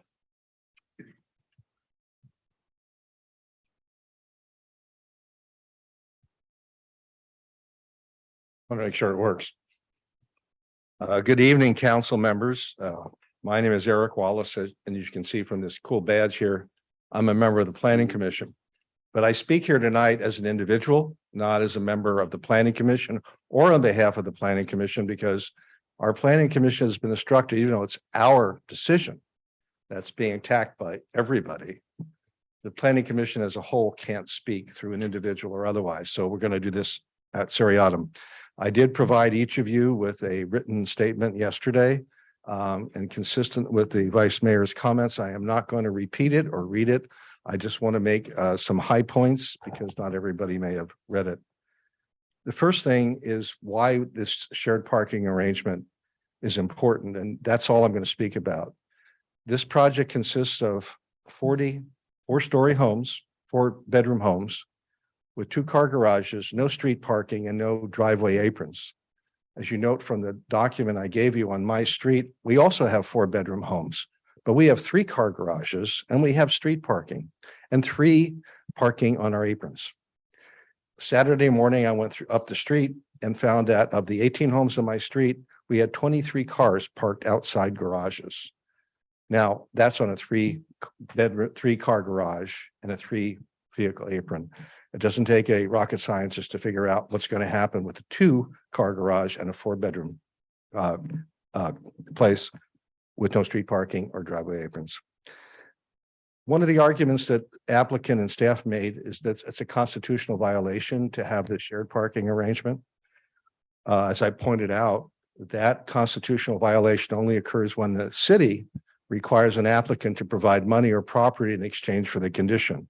That's not true here. There is no constitutional violation, and I'm kind of surprised that the staff repeated that argument in front of you.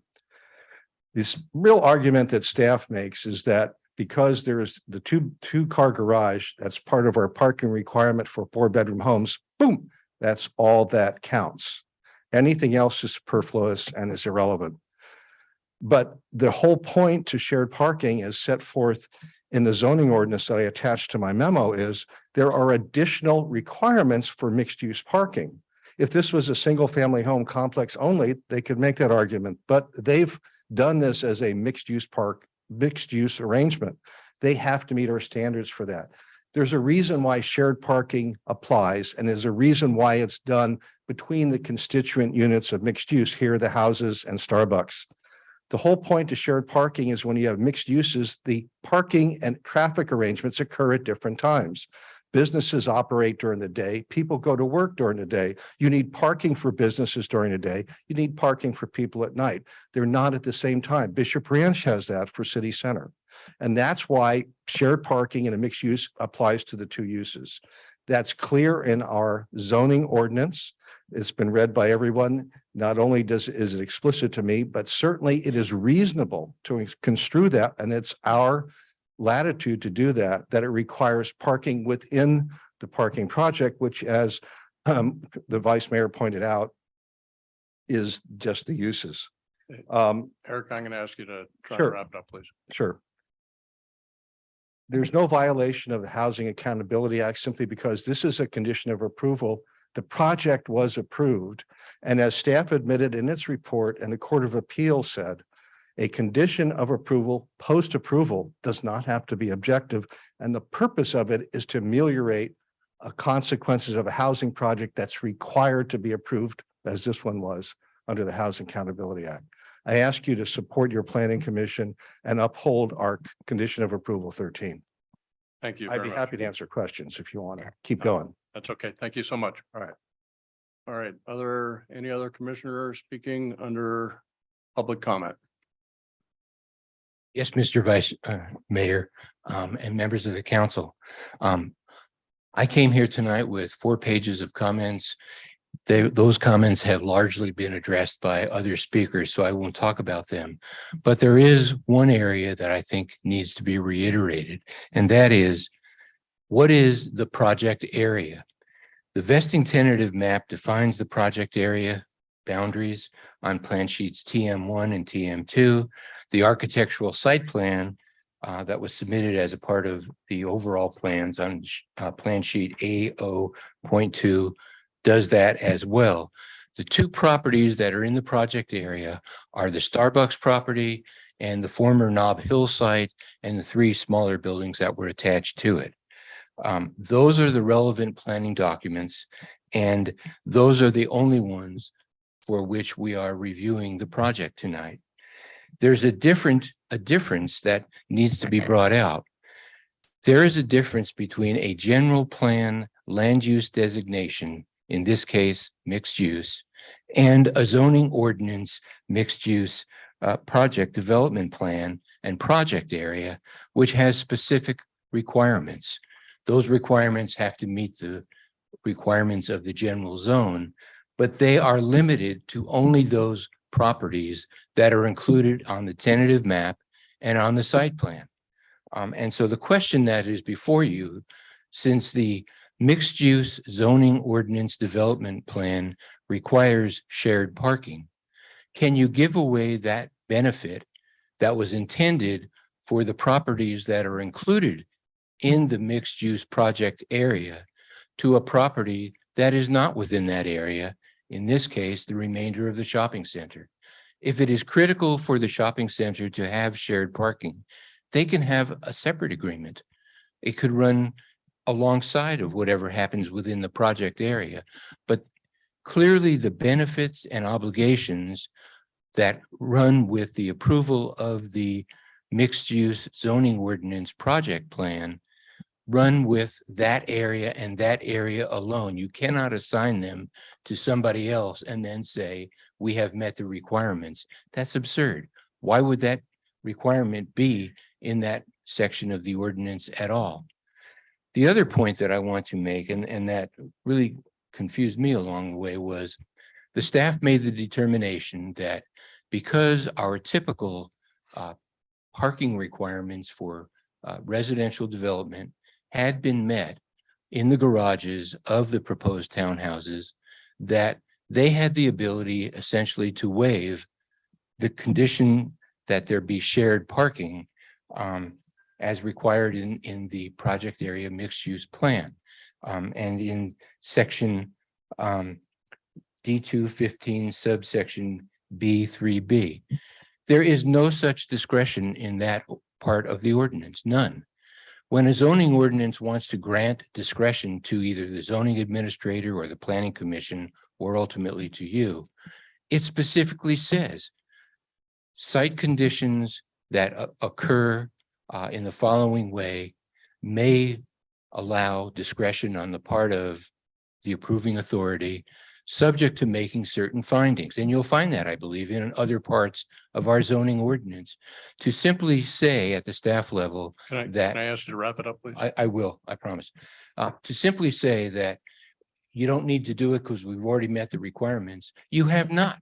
These are parallel requirements. They run at the same time when you are in the mixed use zone.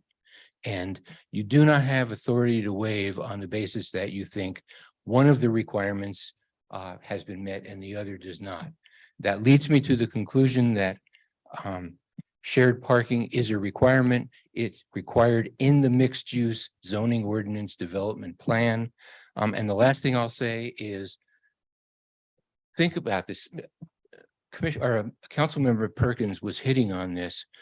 City planning is more than just calculating the FAR, what the height limits are, what the setbacks are. It is about what are you creating? What are you creating for the people who are going to live there? And in this case, you have the opportunity to make life more livable for that third car. And there's no good reason to say we're not going to do it. Their business issues with other leases is not the city's responsibility. It was theirs to figure out before they made the application. Thank you. Thank you. Thank you, Rick. Okay, anyone else, any other commissioners? Okay, at this time, I'd like to open up to other members of the public who wish to speak. And if you could, you probably got an order there. Let us know who's up and who's on deck. So we received a total of 14 speaker cards this evening. 7 of them are from residents in opposition of the project who do not wish to speak. The other 7 would like to speak. And we'll start off with John Nunes. Okay, and who's next? Who would be after them? Right. Up next will be Steve Cohen. Okay. Good evening, City Evening. Council and staff. My name's John Nunes, and I've been a resident and property owner here in San Ramon for 25 years. I am here to speak in opposition of the project and also to go ahead and request that the City Council uphold the appeal. All those here that are opposed to this project, stand up. No, we're not doing that. Stand up. We do not. We Freedom want of to make everybody expression, feel sir. welcome here. Okay. Please. The primary, well, they want to express themselves too. The primary concern of the council to listen to the common sense issues raised by the residents of San Ramon against the poorly planned project. Please do not live in fear of the developer or the city attorney to unjustified concerns they may erroneously purport to run amok of SB 330 by rejecting the project. There's a larger issue here than just shared project. It's the actual zoning code and also the general plan of the city. SB 330 mandates that a qualifying housing project is only subject to the ordinance, policies and standards adopted and in effect when a preliminary application is submitted. All general plan policies and zoning code ordinances identified to this project were long established before the applicant submitted the project for approval and provide you with the uncovered right to reject this development and uphold the appeal. There is no subjective standards applied here. Allow me to please cite from the general plan and policies and zoning ordinances, which mandates direction for the local agencies to follow rejecting this project. General plan policy 46I26, marketplace mixed use. In the event of any redevelopment or reconfiguration of either site that involves the introduction of any residential use, master plan would be required. It does not say a master plan may be required. It says it would be required. So there's no discretion over that issue, and it's completely objective. General Plan 4-617 foster vibrant neighborhood and community shopping centers in sizes and at locations that provide daily convenience at San Ramon residents and employees and minimize the need for longer multiple automobile trips and sustain a stronger retail base for the city. Zoning code D2I2A mixed use. The mixed use zone is applied to areas of the city appropriate for an integrated mix of retail service and offices together with residential uses. Development should be integrated with open space and recreational and or cultural amenities and opportunities for affordable housing. The project has none of these integrated qualities of life requirements contained in this zoning code. This project, zoning code D215B, mixed use project development standards. A mixed use project combines a mix of the uses at the same site. It is currently popular in mixed use projects to see residential above commercial space in highly dense project complexes. However, the applicant chose a horizontal ground level design, in which case the project must be located behind the commercial uses. It is not. The main arterial and frontage road is Bollinger and to a lesser degree Alcosta. As a result, the project must be at the rear of the commercial use and is not compliant with this zoning code. Further, there is no mixed use in this project site. In an attempt to call it mixed use and have the project approved, the applicant simply draws a line around the plot plan around Starbucks and calls it mixed use. There is no mixed use in this project. It is simply high density housing. Deny the project and hold the appeal. Thank you. Okay, thank you very much. I might add that yelling does not change minds. All right. What? And let's see, next, Steve Cohen. Steve Cohen. And who's up next, please? Joan, who's up next? Steve Cohen. Yeah, after. Oh, Steve. I'm sorry. Carol O'Keefe. Okay, Steve, go ahead. Hi, good evening. First of all, I would like to start off by saying just a simple statement. Why the marketplace? Why? I looked into the RENA numbers. I looked into SB 330. Right now, on the books, on our planning commission, on the website, we are mandated by the state to have 5,111 new dwellings. We actually have 5,800. I looked up every one by one, 5,819 new dwellings either approved or permitted right now, not including the 181 dwellings that are under review, under which the marketplace falls. 100 and at the 2.9 average household in San Ramon, we're talking about accommodating 120 people in the marketplace for a screwed up parking situation that the council knows, the planners know, everybody knows that the parking isn't going to work. Everybody knows that it's going to be a traffic nightmare. And moreover, San Ramon is a neighborhood, family-friendly place to live. The marketplace was a family-friendly place to gather. The Hop Yard Restaurant, Nob Hill, Trader Joe's, you talk about gathering with your neighbors and having a convenient place to go. We don't need to change the marketplace to accommodate 120 people. I'm sorry. Finally, I wanted to say that 5.2% of the occupants in San Ramon are under 5 years old. 28% of San Ramon residents are under 18 years old. So with all the additional housing that is coming in, where are they going to go to school? Where is the extra police, fire, water, infrastructure in general? Where is it all coming from?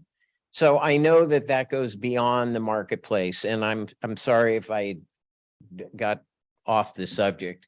But again, all I'm going to say is, please think about the residents of San Ramon. It does not have to be a absolute by the book, everything, every city ordinance. I mean, I understand we have to stand by the state mandates, but we are.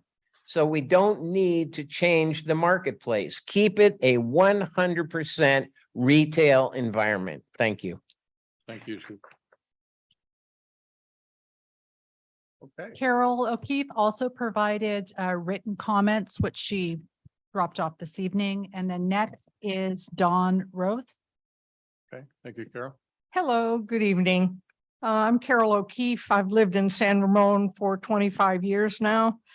And I provided some written commentary that echoes many of the things you're going to hear tonight. But instead, let me just step back and talk for the next 2 minutes about San Ramon and about your role in shaping a vision that we can all be proud of. So just think about this. I was going to iterate many of the comments Steve talked about. We're creating a community for 120 people in a situation that clearly is not mixed use. Merely having a coffee shop nearby a development of 40 homes, you know, it's really stretching the term mixed use. So let's step back and see ourselves 3 years from now. And we are all, you are the instruments of this vision.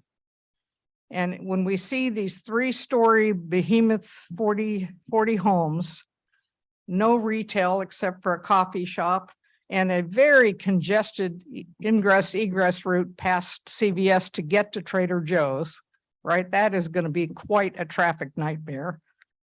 Step back and say, is this what we want for our vision? A city of 84,000 people, 30,000 of which live within 5 miles of the development here that we're talking about. My appeal to you is we are better than this.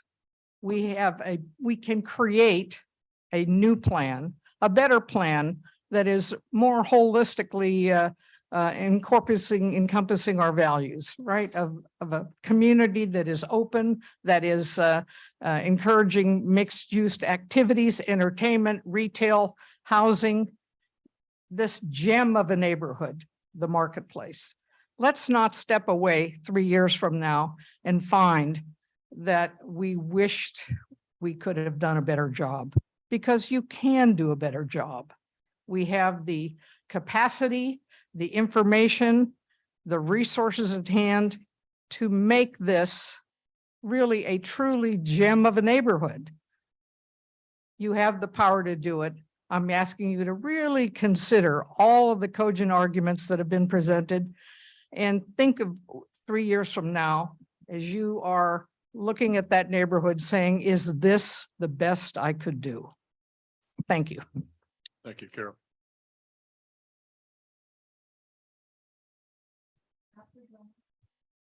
After Dawn, we have Diana Corby. Good evening. My name is Don Ruth. I'm a 43-year resident of San Ramon. I'm going to go fast because I got a lot to cover. With regard to the shared parking, you know, it's naive and irresponsible of TRC to come here and say that 2-car garages with no driveway and no street parking are going to be sufficient, even with 6 guest parking spots and now 6 overflow parking spots. It's just ridiculous. And to think that only people that are going to only have 2 cars and they're going to park both their cars in the garage are going to buy these units.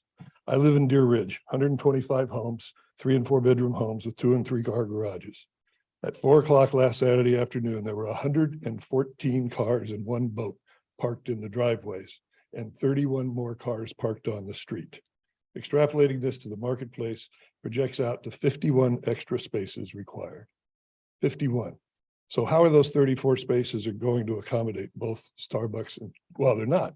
I mean, if they thought that the 6 and the 6, the guests and the extra parking were sufficient, why are they so concerned about Starbucks, all 34 spaces being full at 5:30 in the morning? It's ridiculous, you know, and people are just going to park over in the shopping center. There's going to be the need for 50 extra cars, and that's without guests, that's without parties, that's without holidays. There's going to be the need for 50 extra parking spaces at least every day of the year. With regard to vehicle miles traveled, as Greenfire mentioned, it's not an issue with the traffic study that was done in terms of the calculations that were done. It's the scope of the traffic study. The issue here is that the vehicle miles traveled are a real issue, and they are a reason to deny a project under SB 330. And the reason that the real issue here is because San Ramon is underserved by grocery industry standards for grocery stores, and losing Nob Hill results in a tremendous amount of vehicle miles traveled. So I captured the time and distance statistics driving to the 3 nearest full-service grocery stores on various days. I also obtained the daily customer data from Nob Hill and conducted a thorough analysis. San Ramon residents are now generating more than 3 million additional miles and 139,000 additional hours spent in their car just to do their grocery shopping. I'm skilled at being able to do these kind of calculations. If you I'm welcome to be challenged, but have somebody do it and see if my numbers are wrong. With regard to Council Members Rubio's comments, I'm going to run over some. I can tell you that I was present at a meeting with the well, first of all, executives of Raley's and Nob Hill. Raley's has 115 stores in Northern California and Nevada. They have another 125 stores in Arizona and New Mexico under a different name. Last year, they closed 2 stores, Nob Hill in San Ramon and one in Walnut Creek. And the reason they closed those stores is both of them, the writing was on the wall that they were going to lose their leases and that the place was going to be turned into housing. Same thing in Walnut Creek, the only 2 stores that they closed. Trader Joe's has 4,000 SKUs. Nob Hill has 35,000. Trader Joe's is 12,000 square feet. Nob Hill is 51,000 square feet. 80% of Trader Joe's products are self-branded. Somebody asked a question about, do you lose business if Trader Joe's moves in? Nob Hill has other stores that they put in near a near a Trader Joe's, near a Whole Foods, because they're different types of stores and they're cooperative. Please wrap up. There hasn't been one person in every one of these hearings that I've been to that has spoken in favor of this project. There are several reasons that Greenfire and Camp Ed have given you that are valid reasons to deny this project. And we do not want this project in San Ramon. We will make it very difficult for TRC. We have a well-connected group of committed citizens who will do everything possible to make it extremely difficult for TRC to complete this project in a timely and cost-effective manner. There are injunctions, appeals, lawsuits, temporary restraining orders, union pressures, boycotts, and more at our disposal. If you're going to take this ride, you better buckle up. Thank you. Thank you, Don. All right, Diana, you're up. So after Diana, we have Susie Ferris Inderkum. Hi, Vice Mayor and council members. I did submit my comments in writing, but I'm not going to repeat those. I do have some other things that I've gathered from tonight's listening in that I'd like to bring up. First of all, we all are here because we love our city and we want to have a vibrant culture and a thriving community. I've been a resident here for approximately 35 years, and I'm also a real estate agent and a broker, and I've been selling homes here to people for that long, and people love to live here. And we need to protect the integrity of our retail, where people can go to shop, where their kids can go to a My Gym, or you can go get your hair done or your nails done, because we can't get those things on Amazon. I'd like to point out one thing that Mr. Grady had mentioned in his presentation. He said that they were going to put in a flashing walkway, which would entitle people to have access to Iron Horse Trail. I'd like to point something out to you. There is no easement to go from that road to the Iron Horse Trail. That is private property. So that is actually, hey, we can help you cross the road, but it's not really a selling point because they don't have any control over that walkway around the sports basement. I would like to point out the viability of the marketplace. As we all know, by living here, we have seen the intentional negligence which has happened to the shopping center, i.e. the painting, the leaky roofs. There are 3 businesses there that I know right now that have actively leaking roofs, and they're not from the recent rains. These are from rains that happened back before January.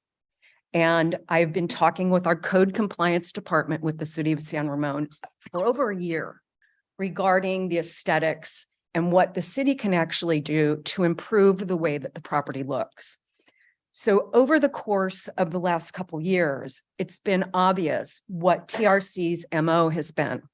They denied lease negotiations with Nob Hill, who wanted to stay.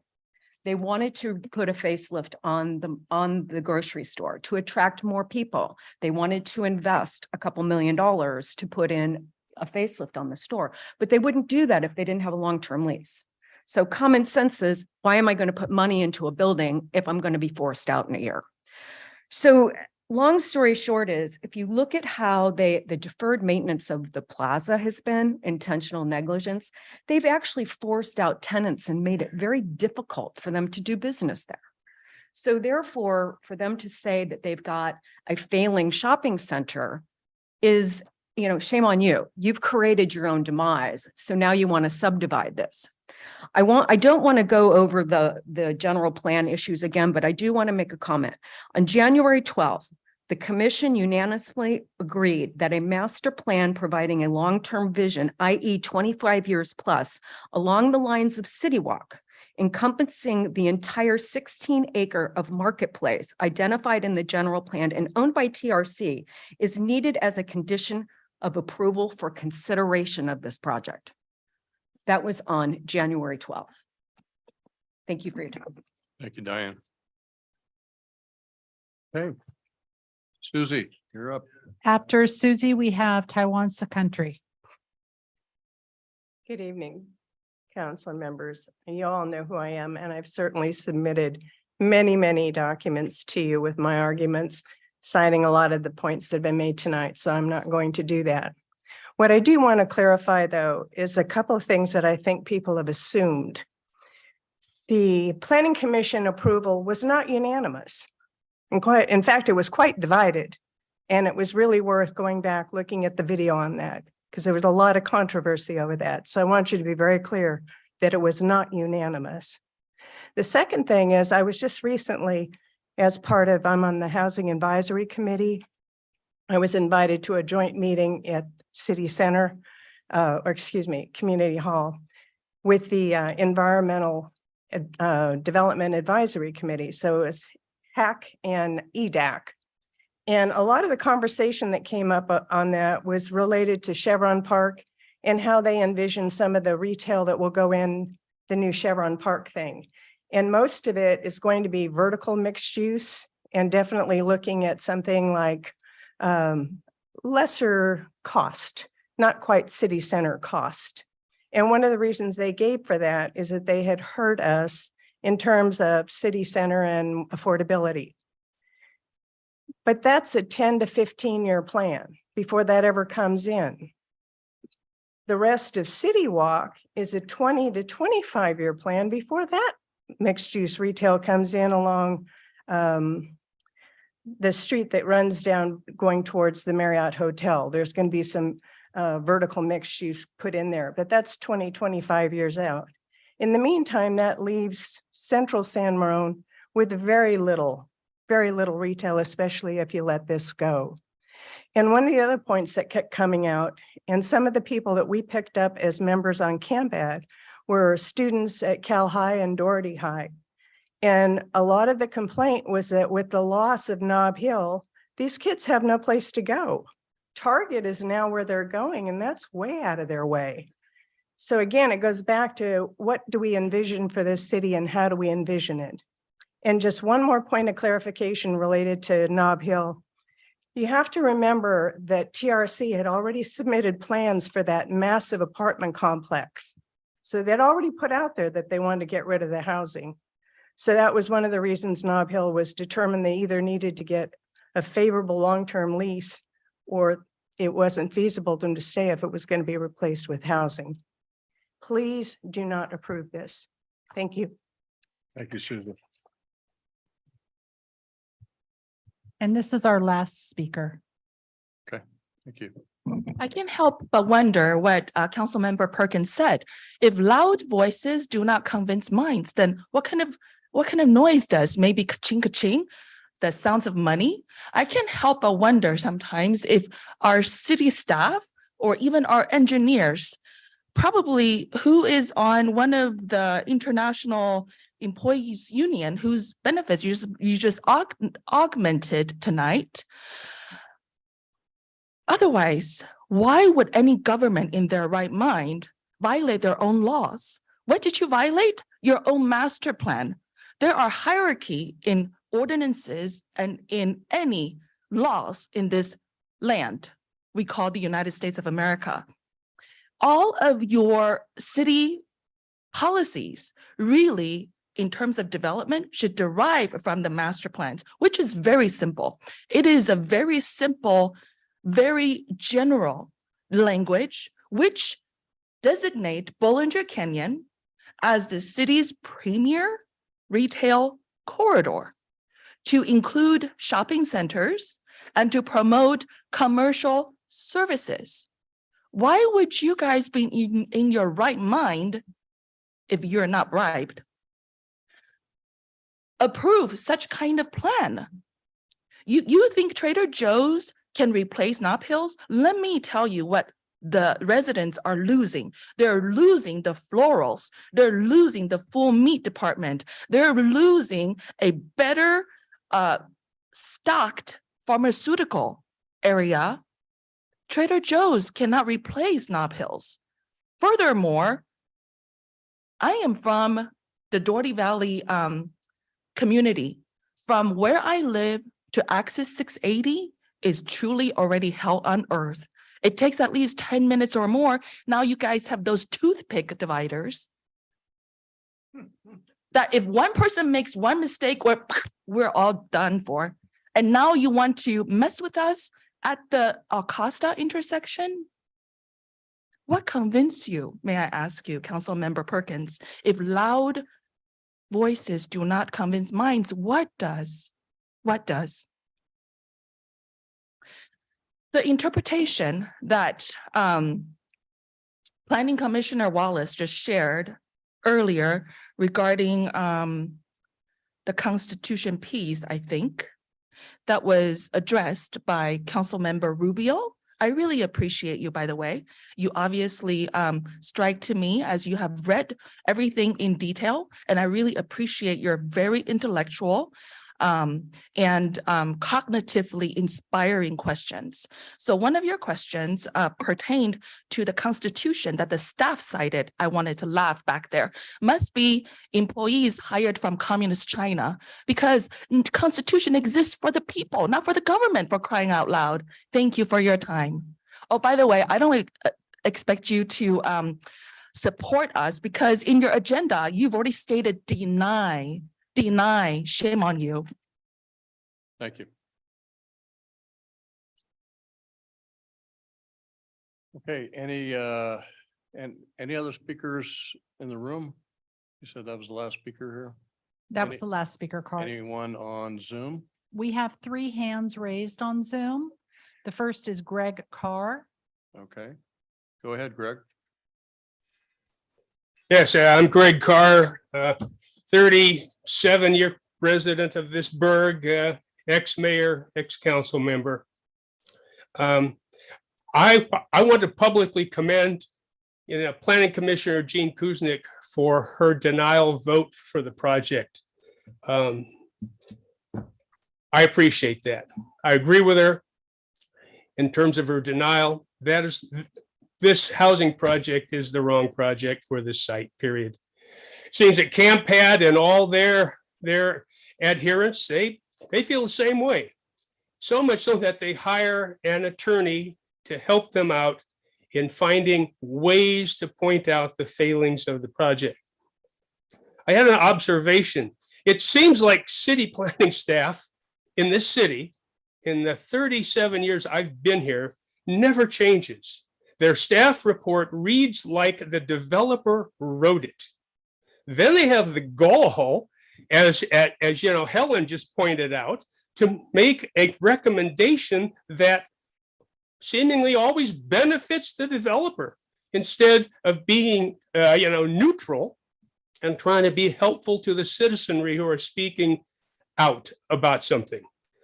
So 6 guest stalls for 40 houses. Wow. No affordable housing units. Marisol, you're a good Democrat. You ought to be concerned about that. Okay? I am also. And then no master plan. These and their other failings on this project tell you all you need to know about this, a developer. And I know developers because I've worked in them and outside them. In closing, it only takes 3 of you to stop this project and send it back to the drawing board. The question I have for you is, do 3 of you have Gene Kuznick's courage to stand up and deny this project and require that this somewhat incompetent developer go back and bring you something that you can buy? Good evening. Thank you, Greg. All right, who's next? Next speaker is Denise Morgan. All right, Denise, go ahead. Hi, my name's Denise Morgan. First of all, if I can remind the council people to speak into your microphones. It's hard to hear when we're on the Zoom, just for the future. So first of all, I thought it was interesting that the city guy that spoke, Ryan, referred to the Starbucks as an eating and drinking establishment when he was implying that it fulfilled the mixed use, yet it got referred to as a coffee shop the rest of the time. I think you guys are smart enough to see right through some of that. Again, someone mentioned the new pedestrian walkway. They wrote it in their plan like that's a done deal. And then they commented it's future. Which one is it? Is it, have you established that? They have not. TRC has not been very forthright with any of the homeowners and the people that pay. We all pay property tax here. We all live here. That's why I think that so many people are impassioned about this, because this is, we're watching our homes and our area be destroyed. And it's just so sad. I think, we want new development, we want new housing, and nobody's against that. It's just the way it's being done. It seems like the developers and the staff are calling all the shots.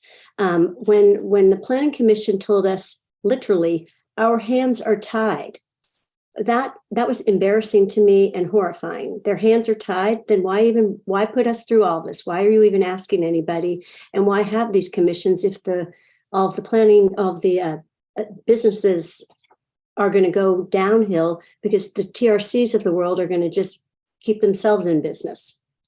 The other concern and fact that I'd like to share with you is I used to take me 10 minutes to get down to Nob Hill.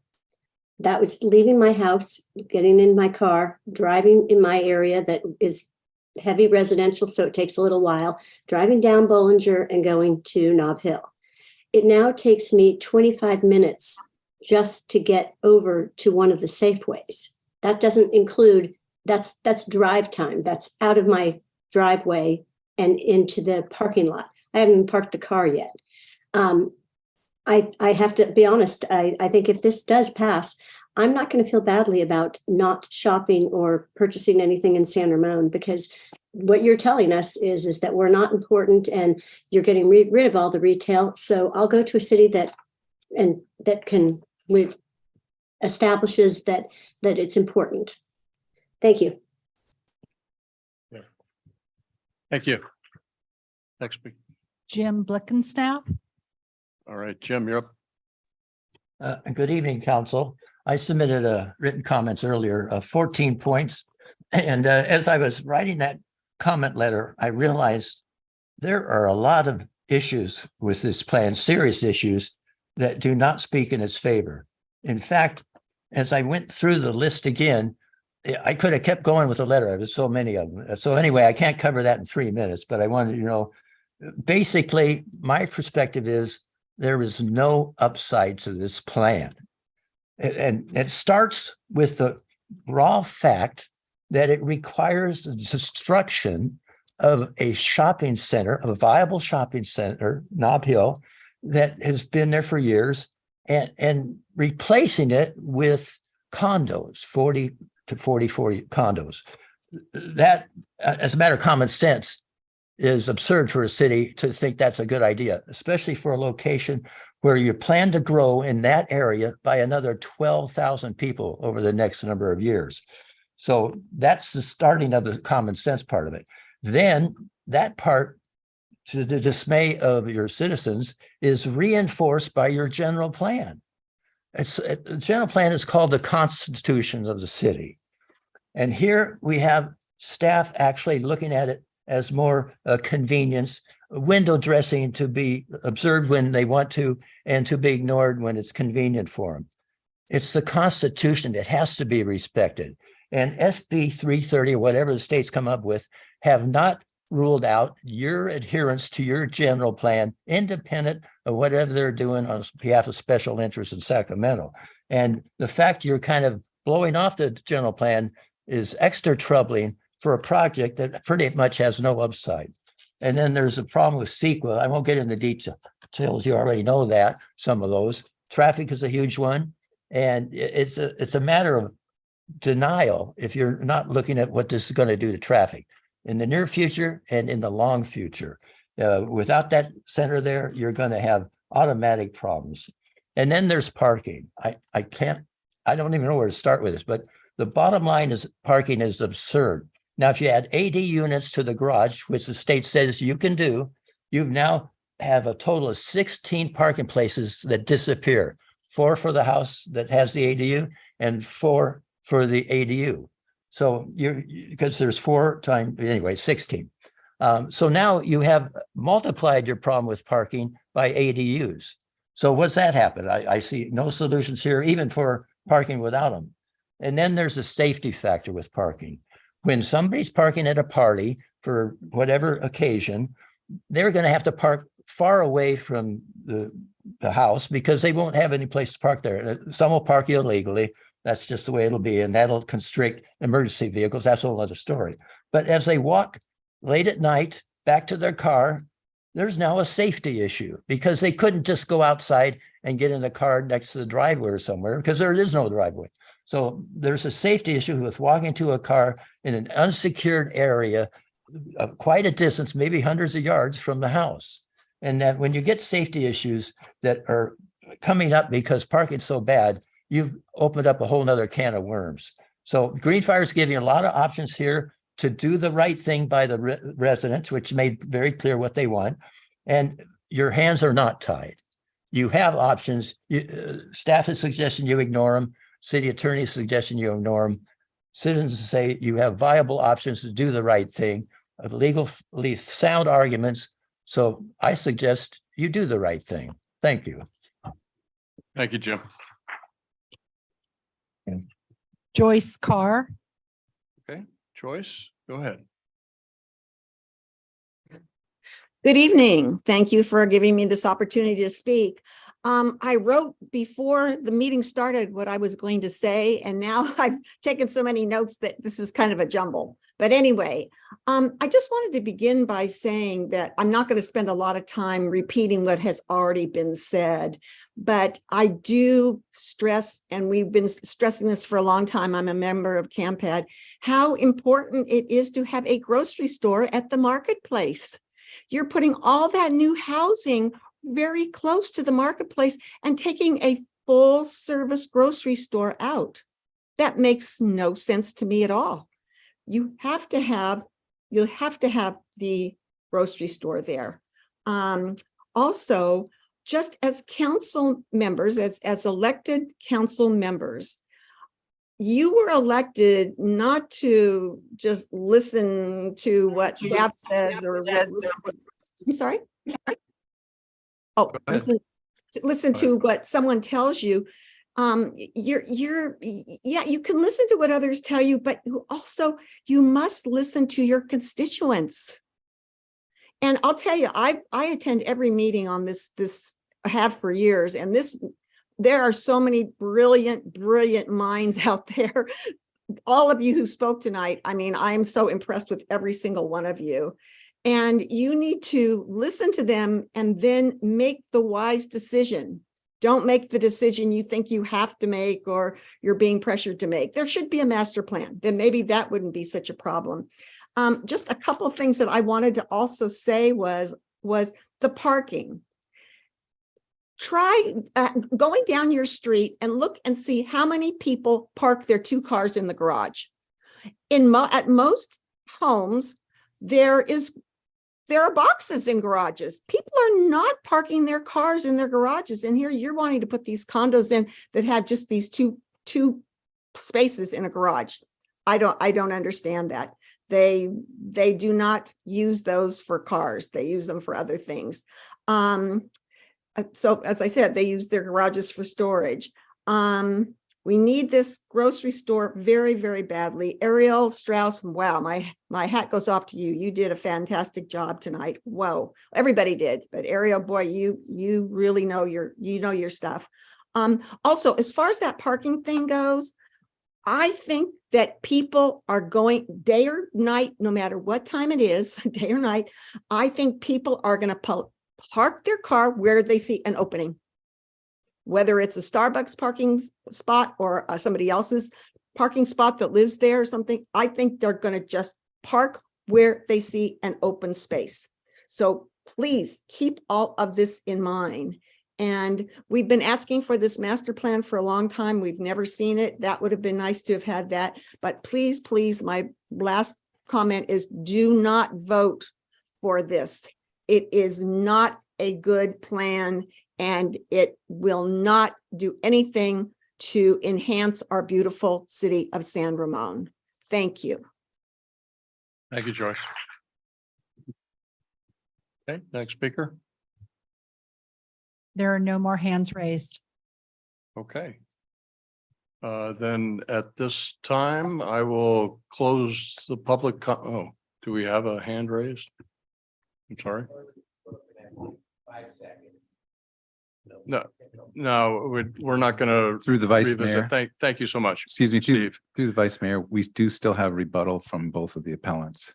The what? The rebuttal from both of the appellants. Oh, as part of public comment? Yes. Okay, then I won't close public comment just yet. We will give the appellants the opportunity to provide a rebuttal. And first, I'd like to go with Citizens Against Marketplace Apartment Condo Development, Camp-Pad. If you would like to say something, give you 5 minutes.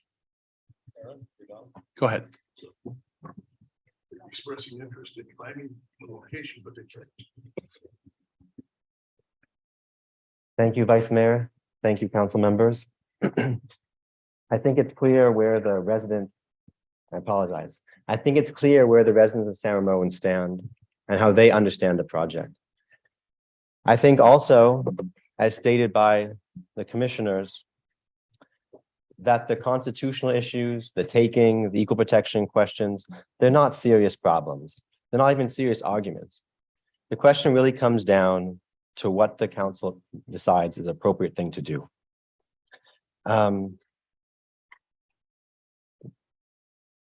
Rayleigh sought to find other sites in this city. They met with other developers and were not able to find a site. This is an exceptionally unique site. Now, as identified, as I pointed out in the retail opportunity study, it's being echoed by all the people who have taken the time here tonight to stand up for their city. And it is essential that the council do whatever it can, whatever you believe is in your power, to protect the remaining part of the shopping center and protect this part of the shopping center that is intended to be demolished and turned into a type of housing that really does not serve the residents. After arguing that improbably the Starbucks and maybe even an entire shopping center will shockingly be imperiled by a few dozen shared residential parking spaces, suddenly the applicant's representative offered tonight that maybe reducing parking hours from 6 a.m. to 5:30 a.m. could be acceptable. That's quite a reversal, or perhaps you would see it as quite a gamble if really the whole shopping center is at risk and imperiled by these few dozen shared parking spaces. So TRC's contention from the standpoint of the record and the failure to provide the type of evidence you'd probably want to see is simply not supported by any serious or credible argument. TRC should have considered parking issues seriously before being forced to do so in this appeal. And the council may deny the project if the applicant refuses to accept reasonable conditions of approval that do not reduce residential density. It's up to the applicant to accept the conditions that you impose. And if they decline to do so, there's nothing in SB 330 or the Housing Accountability Act that restricts your authority to deny the project. More critically, many of these issues would have been more thoroughly vetted had CEQA analysis been conducted properly, where the public was involved early on in considering alternatives, assessing the VMT impacts, the impacts on compliance with the general plan, and that was not done. But now, given that the project does not qualify for infill exemption, this council must deny the CEQA exemption and send it back for those appropriate hearings. Now, last year, there was a trial court decision out of San Francisco that clarified that CEQA requirements are not limited by the Housing Accountability Act, and the number of hearings that are allowed under CEQA is also similarly not limited. So there's not an issue with compliance with the Housing Accountability Act or SB 330 if this project is rejected on CEQA grounds. On the other hand, if you approve this project, I urge you to impose and continue to impose the parking requirements that the commission carefully understood is required, and similarly impose what is clearly mandated by the general plan, a master plan to carefully analyze and protect the remaining parts of the shopping center and surrounding areas. Moreover, the record does not support the revised resolution proposed by staff that changes very dramatically the position of the commission, which was that this project does not comply with the general plan. And saying otherwise is simply not supported by the record. Regardless of how the project comes out in terms of your determination to approve it, if you feel you must do so under SB 330 or otherwise, please do not water down or distort or misrepresent the general plan of this city by inaccurately reflecting compliance when it's clear from the record that there is not such compliance. Thank you for your time, and I'd be happy to answer any questions. Okay, any questions on the rebuttal from anyone on council? Okay, all right, thank you, Eric. All right, let's turn it over to Marketplace at San Ramon LLC. Hi, Scott Grady again with TRC. I just want to speak to one item, and then I'll let Alan complete our rebuttal. I did just wanted to respond to the assertion or some of the things that were said about our relationship with Nob Hill. We certainly understand that the community is, many members of the community are upset that Nob Hill is no longer in business there. But, we just want to make it clear. Nob Hill had an opportunity to exercise a long-term fixed option in their lease. Nob Hill chose not to take that long-term option. By their own admission, their sales were suffering severely in this location. They made a statement that said, "We proudly serve these communities for more than 2 decades. However, the past few years have brought significant challenges, and with changing economic conditions and high market rent, the sales simply cannot support continued operation of the store." They had an option in their lease that they chose not to exercise. We didn't make this decision. They made the decision. Only then did we pursue Trader Joe's and a housing project. Thank you.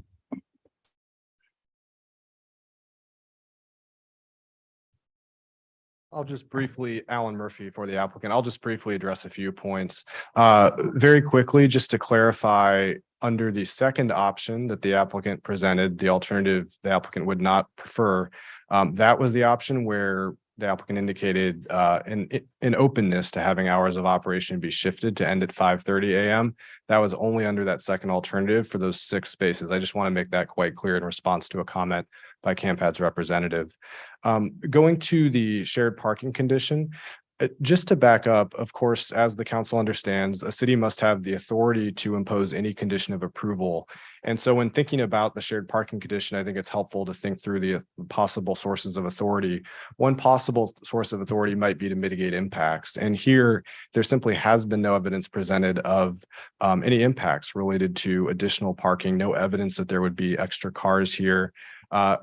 Folks have made some comments about people using garages and not using them for cars. Condition of approval 36A expressly requires the HOA to put restrictions to ensure that people park cars there and don't store other things if they are going to use those cars for those garages for 2 cars. So that is a condition of approval in this approval package. The municipal code might be another source of authority for the condition. And as we've discussed, and in our view, it clearly is an objective standard. But even if one disagrees with that and sees it as subjective, it is subject to that reasonable person standard. So if any reasonable person would say that the shared parking condition has been met through what's already provided through the separate condition of approval, providing for shared parking between non-residential uses, then under the Housing Accountability Act, that municipal code provision has already been satisfied and cannot be the basis for imposing the shared parking condition. And this same general analysis holds true for other policies as well. I'll just very briefly touch on the master plan, which several commenters raised. The Planning Commission staff report extensively detailed how the project complies with this policy.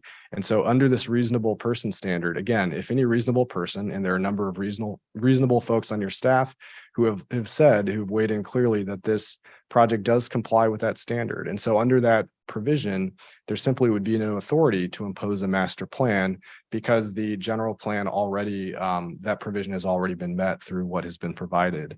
And there also are just another point.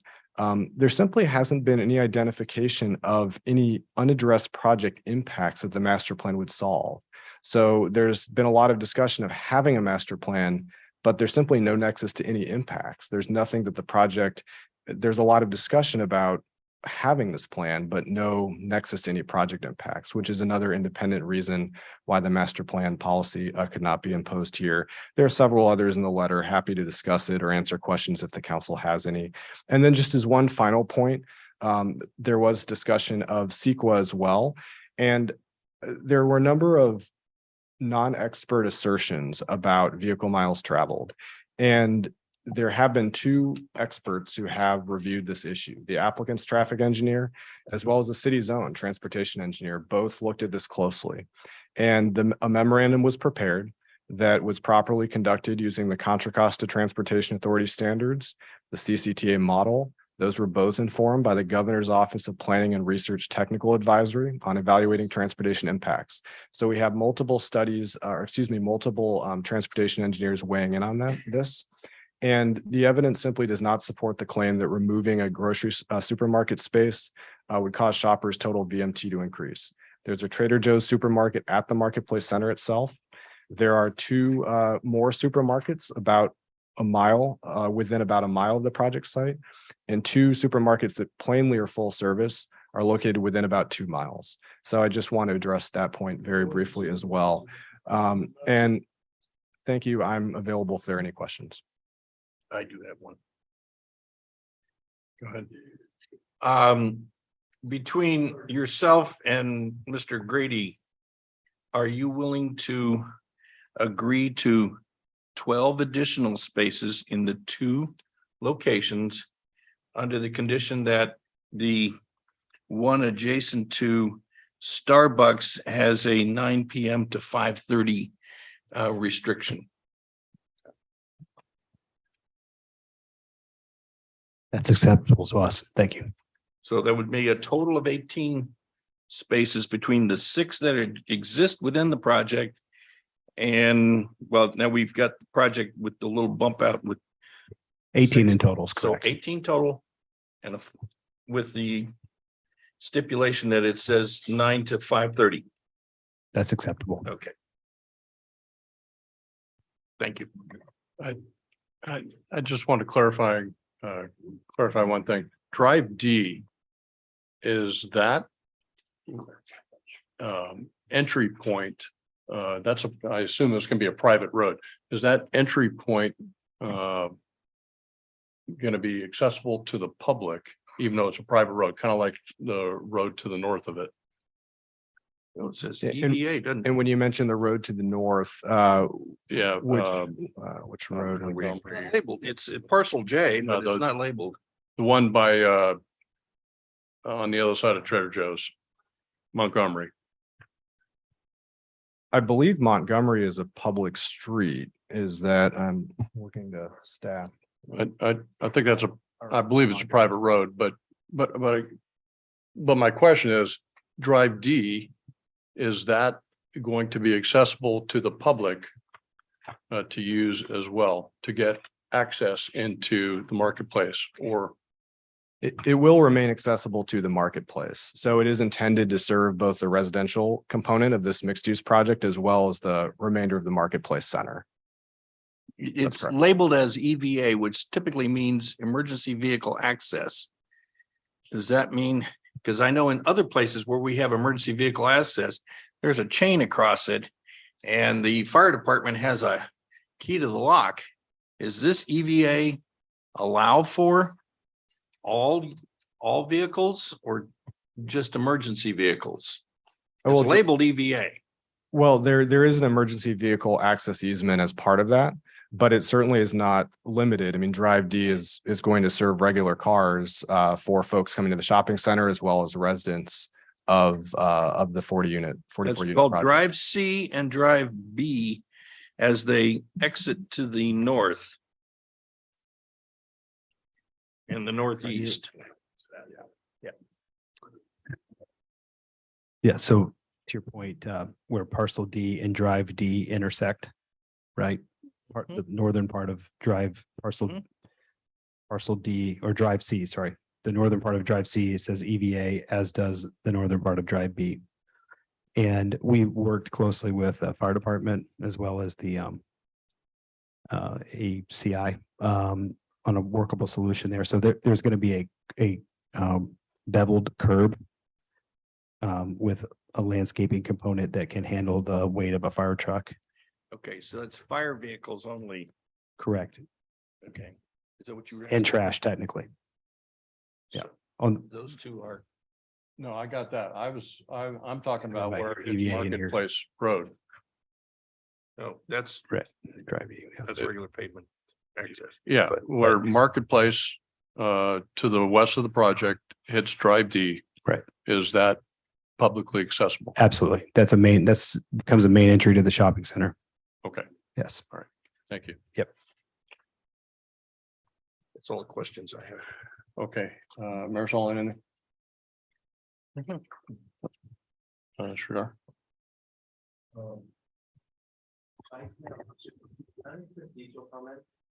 I'm sorry? Can I make a procedural comment? You want to make procedural comment? Go ahead. What's your comment? Yes, thank you. Under the Brown Act, Government Code Section 54957.5, any material considered by the majority of the board less than 72 hours before the meeting must be provided and made available to the members who are in attendance at this meeting. We have not, at least I believe I have not, been able to obtain a copy of this proposed parking arrangement, the 6 parking spaces. Sierra Watch v. Placer County, that's citation 69 Cal App 5th from page 1 from 2021, invalidated a Placer County Board of Supervisors decision that was based on or taken based on a record that was developed less than 72 hours before the decision, in which the members who are the public that was at the hearing were not provided with a copy of that document. Okay, thank you. So a decision made on that basis would be very problematic indeed. Okay, thank you. Could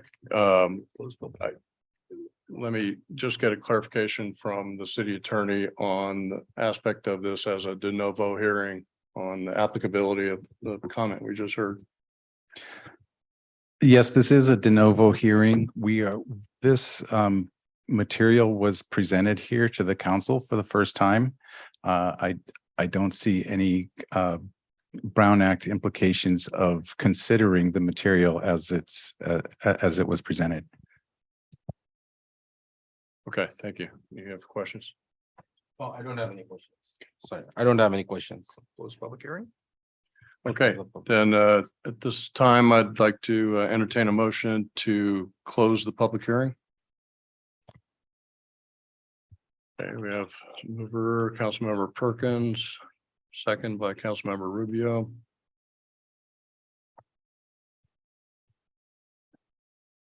Okay, by a 4-0 vote, the public hearing is now closed, and now it's to the council for our comments and consideration on the next step forward. So who wants to start off here? I'll start off my comments. First off, I want to thank everyone that attended this evening. We do appreciate your comments. We do listen. The frustrating part is while we do listen, we can't agree with everyone. That just isn't possible. So we do listen, and we take into account all the points of view. I would like people to recognize that we are kind of in this fix largely because of the California State Legislature. Over the last 6 years, they have passed, and the governor has signed over 100 new housing laws, 100 new housing laws. I've had a number of people email me that says, well, we ought to fight those. And I want to bring to their attention that Pleasanton did just that. And I believe that was in 2008. It took them 4 years and $5 million, and they had to pay the housing advocacy group their legal fees, and they lost. They lost at the district court, they lost at the appellate court, they lost at the California State Supreme Court. They lost all the way through. They ended up negotiating their housing plan with Attorney General Jerry Brown, who was the Attorney General at that time, just before he became governor. From the time they lost their case at the Supreme Court until the governor and the housing advocacy group signed off on their housing plan, Pleasanton was not allowed to issue any building permits. If you wanted to make a room addition or do anything for your house, you had to go to the Alameda County offices and to get your building permits. Somebody brought to my attention, they said, well, Woodside has been defying the state for a long, long time. And so then I proceeded to show them that they had an approved Cycle 5 housing element that was compliant. And then they have a draft Cycle 6, and we're in Cycle 6, and we just got our Cycle 6 approval. What was it, 2 weeks ago? 2.5 weeks ago, we got our Cycle 6 approval. So Woodside is not defying the state. Huntington Beach, however, is. And in 2019, Huntington Beach was sued, and they ultimately, rather than fight it all the way, they ultimately decided to settle. They had to put in 502 housing units that they fought for a long time. In 2021, they also lost a lawsuit. And in 2023, they're suing, and the governor is suing, or in the attorney general. So they've got countersuits. So if somebody has a really big checkbook with a really big bank account and it's not with SVB, please come to our aid and we'll try and fight these things. But the fact of the matter is nobody's winning except the state and the housing advocacy groups. So talk to your state legislator. If you know them personally, you can ask them whether they voted for SB 330 and SB 8 and SB 9 and all the others, and ask them why they did that. And maybe you'll get an answer you like, maybe you won't. So I would like to ask Mr. Driscoll and our city attorney about specifically about the master plan, and is that an objective, is having a master plan an objective standard? I mean, master plans can be a lot of things, but is having one an objective standard as a, please, Mr. Driscoll? Why don't I go ahead and Oh, take okay, that? that'll be fine. And Mr. Phillips here may want to fill in any gaps that I may leave, but the master plan is not an objective standard. And I don't think the appellants are asserting that it is.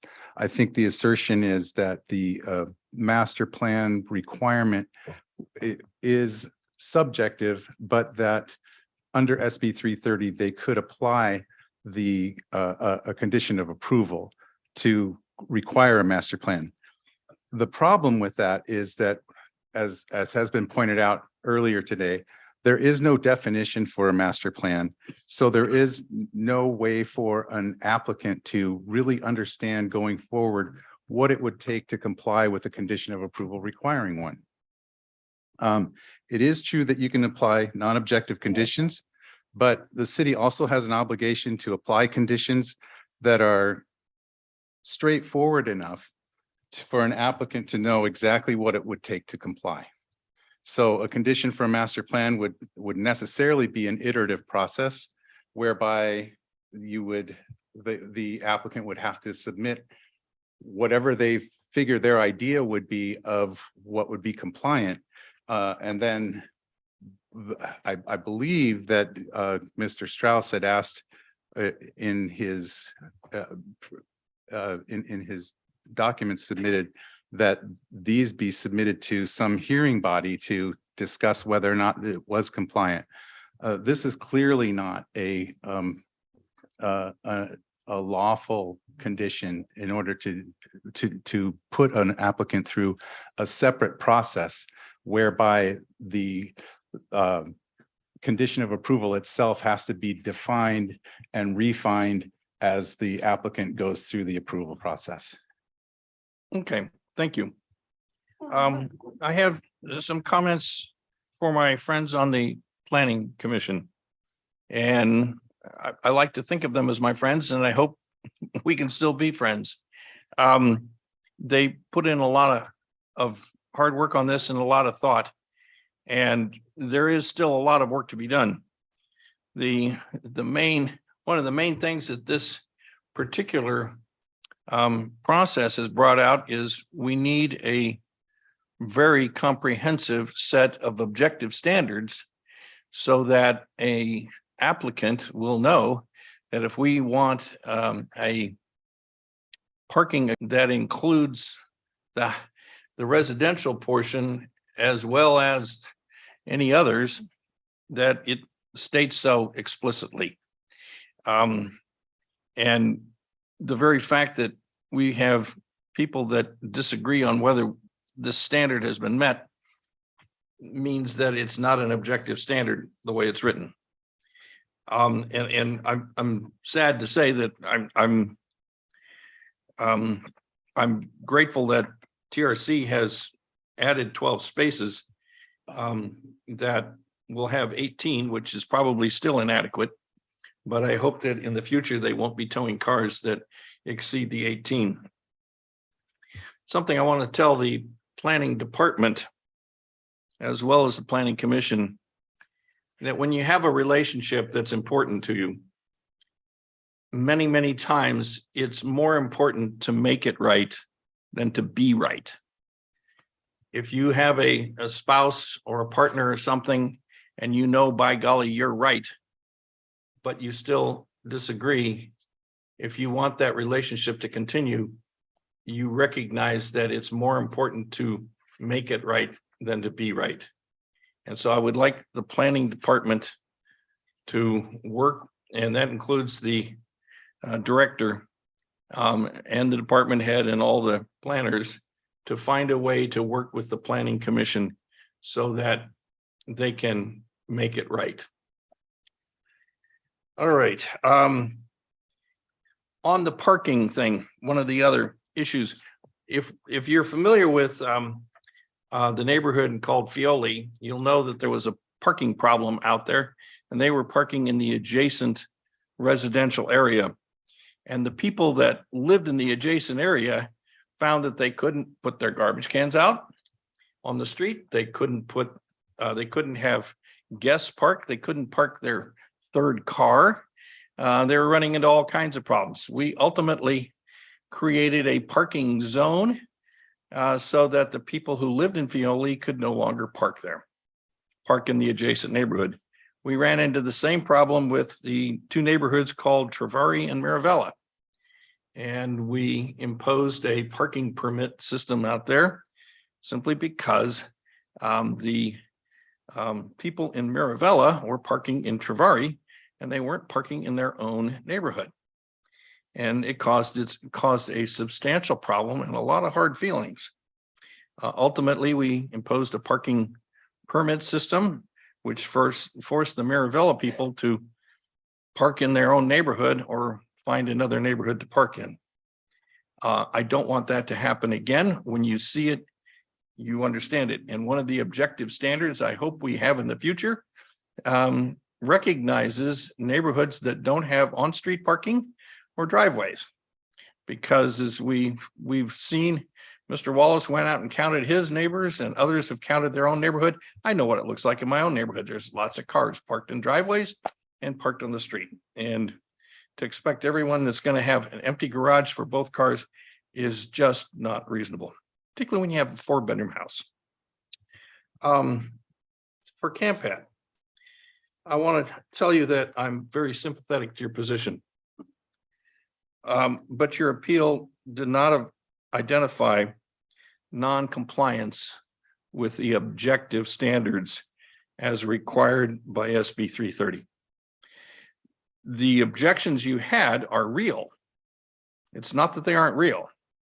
It's just they do not meet the standard of objective standards.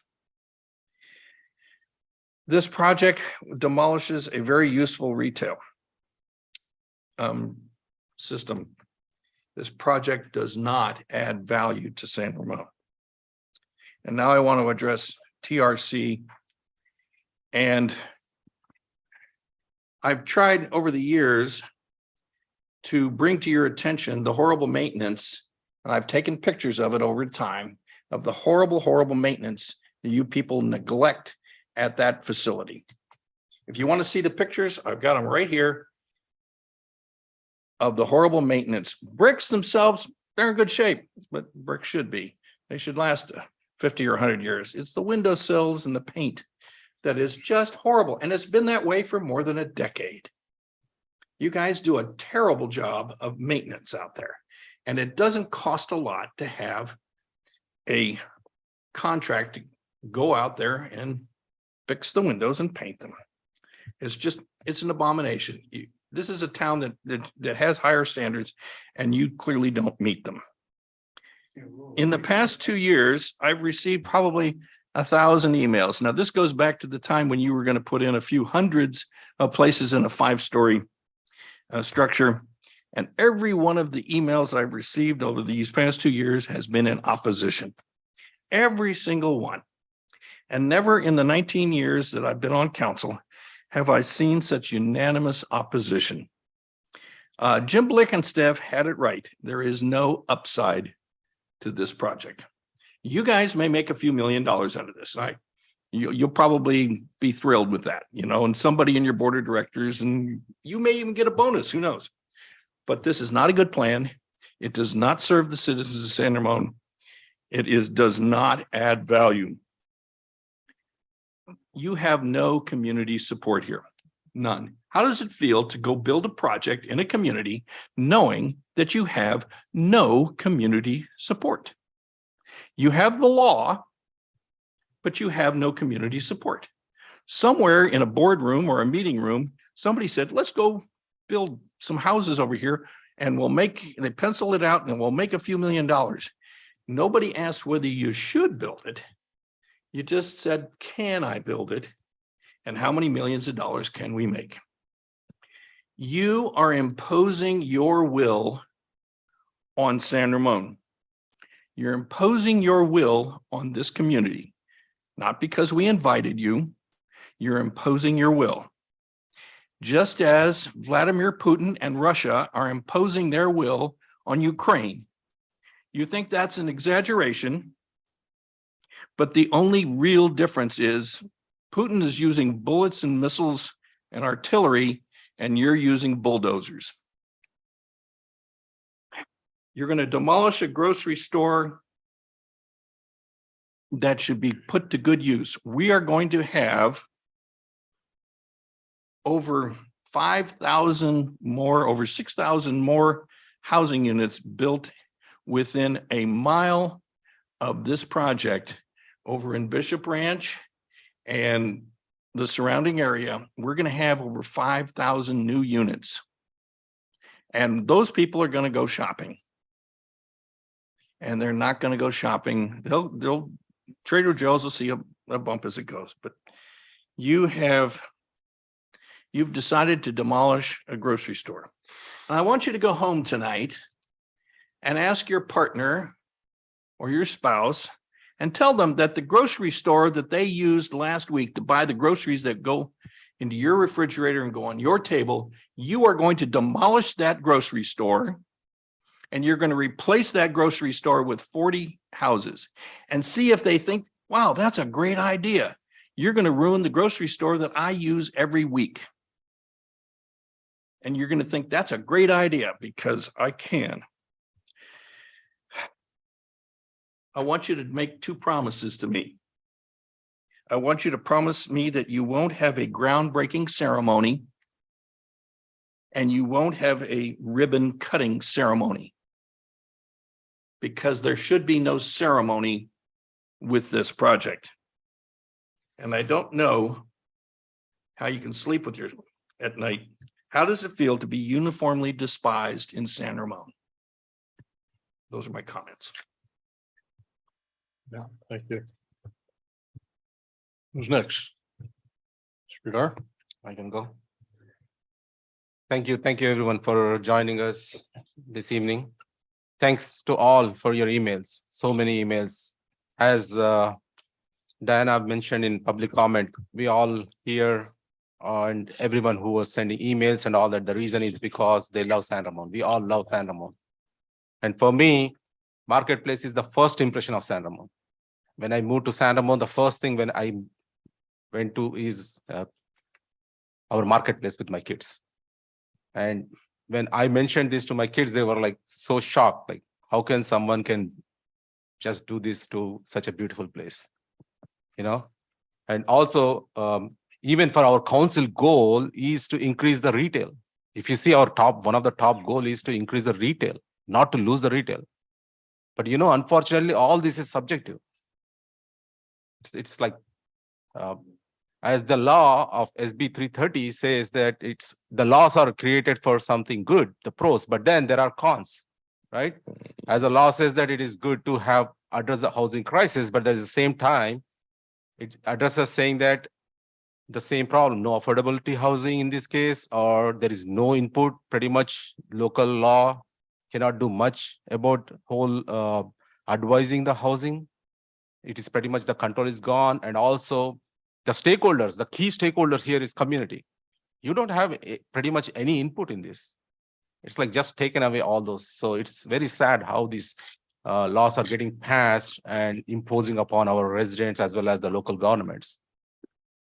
But again, once again, this is like all goes back to the subjective and objective standards. So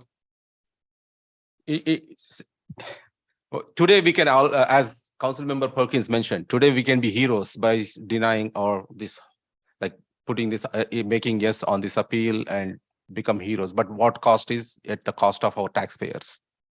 You know, we will end up going to the courts and lawsuits and all that. It's the taxpayers who's going to pay all this money. And we are fiduciary as a council members. It's our job to make sure we need to take care of our financials in proper direction. So we cannot just use our public money to be like that. right? So considering all these things, as I totally echo with Council Member Perkins, but then, we have to do what we can do according to the SB 330 imposes on us. That's my comments. Thank you. Okay, thank you. Marisol. So, first and foremost, I just want to clarify, a lot of these decisions were made well before I was here. And I wish a lot of these conversations would have happened sooner. I do want to express, thank everybody that came forward to speak.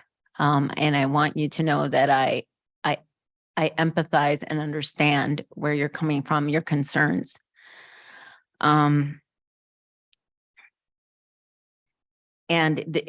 Like someone said, one of the commenters said, our first priority, first and foremost, is to put the well-being, welfare of the city first. The city in the past 2 years has been facing very tight budget, and it's not looking any better this year. I'm very concerned. We do not have the luxury to get sued. And that is the concern I have, first and foremost, is the interest of our city, our solvency, and the fiscal responsibility we have. I wish, again, this wasn't the circumstances. At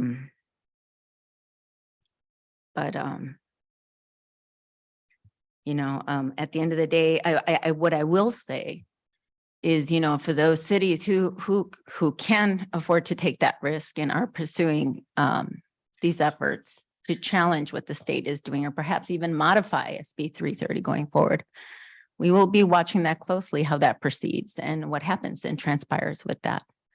And as a comment I think was made earlier, yeah, I mean, I, like everyone,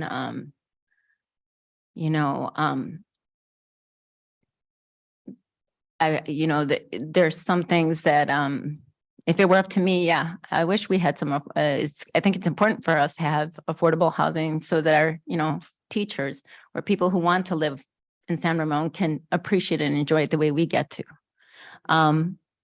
It's important for our teachers and other people who work and live here and provide to our community to have a space. But that at the end of the day, my primary concern is the safety, is the solvency of our city. And that is all I have to say. Thank you. Okay, thank you. And I want to thank everyone also for coming out this evening. It's been a long evening. We're not done yet. We still got to consider the resolution here in a moment. But I thought it was important, and I think we've accomplished having a fair hearing tonight. We've had opportunity for the applicants to say their piece, not only upfront, but in the form of a rebuttal, or the applicants and the appellants, if you will. Campad as well.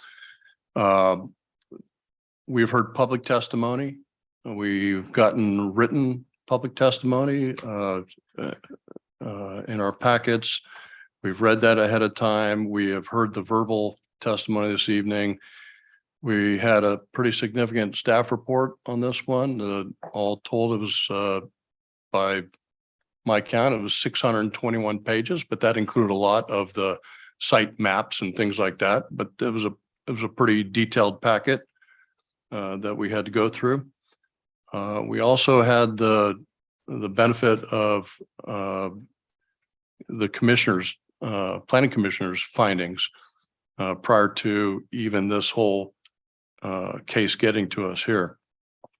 All this is important to help inform our decision-making. And there's been a lot of very passionate, very heartfelt communication that we've heard tonight. We've all listened to it. And frankly, I agree with a lot of what I've heard tonight. Nob Hill, just for example, was my grocery store, just based on where I live. My son used to work at Nob Hill. He was employed there. I get it. I understand where everyone's coming from and some of the changes that we've had to make in terms of our shopping patterns. But I also think back to some of the comments that make it seem like we have more discretion than we have. This is not 1983. This is 2023. And I feel that the days of the city's ability to approve or disapprove just based on our discretion have passed in a large part. We have the Housing Accountability Act. We have SB 330, as mentioned, 100+ laws that the state has recently passed on housing that continues to whittle away at our ability to assert our local control and what we think might be best for our community. It's very frustrating, I might add. Having said that, based on the laws that were cited this evening, Housing Accountability Act, as amended by SB 330, as well as our own City of San Ramon Municipal Code, including our zoning ordinance and our policies and our general plan. So here are my findings regarding the Campad appeal. On their 8 different points, I've heard similar concerns, and these are all real concerns. Like I said, I've been hearing this now for a better part of 2 years, even though it's changed in terms of what the proposed project was. We've been hearing these same concerns for a long time. But I agree with the staff response that was provided in the staff report. And I think that was all informed and factored in the planning commissioner's commission's prior review of all those different appeal points over multiple sessions that they had. I think ultimately the law is going to prevail over how we feel about this project. However, with respect to the applicant's appeal of the condition of approval 13 requiring a shared parking agreement, I don't agree with the applicant's appeal or the staff's response on this one. My finding is that the City of San Ramon zoning ordinance that requires this additional development standard as written in section D2 that was cited earlier, it says use of shared parking provisions shall be incorporated in mixed use projects. To me, this is an objective requirement. That's not even disputed this evening by the appellant.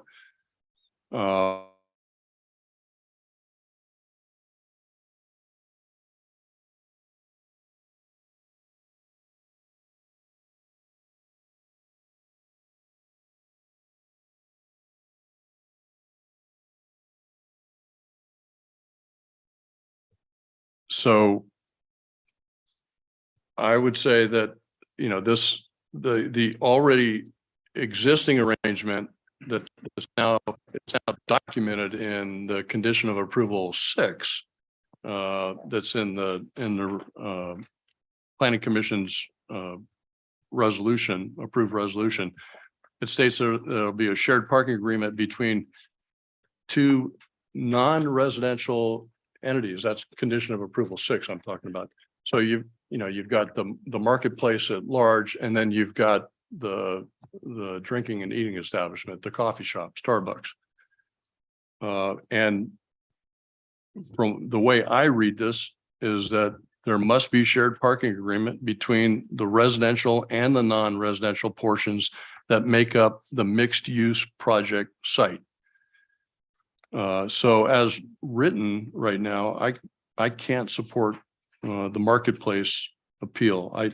I will say this before we move on to talking about the resolution, that I agree with many of the comments that Councilmember Perkins made with respect to kind of the future and where we need to go forward. One of the big things is in the future, I think we need to really take a hard look at objectifying the general plan so we don't run into this kind of a situation in the future.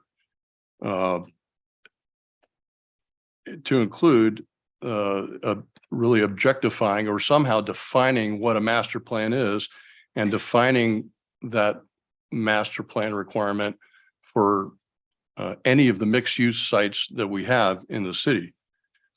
And then finally, I'd say for the future of the general plan, as we look to modify that, I think that we really have to take a hard look at this whole shared parking requirement, especially where there's the potential for no on-street parking and no driveways and things like that in future projects, and try to define what shared parking looks like in the future, again, by mixed use site. So a lot more detail and a lot more work has to go on in the future to sort of objectify and make it clear so that we can't just get an applicant that comes in with an SB 330 project and we have to, basically eat it. And even though it may not be what we think is in the best thing for the city of San Ramon, if when there's the law in their hand and we don't have any grounds by which we can say, here's some objective standards, no, this isn't going to work, then that's not a good thing. And I think we need to make good progress on fixing that in the future. Okay, so having said all that, I think we need to entertain a motion of some kind with respect to the resolution. We need to split the two appeals. Yeah. Vote. Yeah. So. Yeah, I agree. I think we need probably two separate votes on. You could do votes on the separate appeals, or you could sort of do a straw vote amongst you and then just do one formal vote on the resolution. However, if you are going to change the resolution in any way, for example, to accept the alternative, one or both of the alternatives parking arrangements, then we would have to craft that language here at the dais before you vote on it. With that in mind, I'm going to move that we deny the appeal from CampPad. And that's it. That's the sum total of that motion. We'll deal with the next piece separately. Okay, we have a motion to deny the CampPad appeal, and we have a second.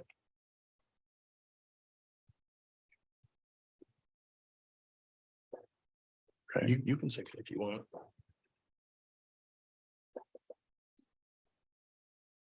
Okay, mover Perkins, second Armstrong. Okay, all right, so motion is adopted to deny the CampPad appeal as stated in the appeal document.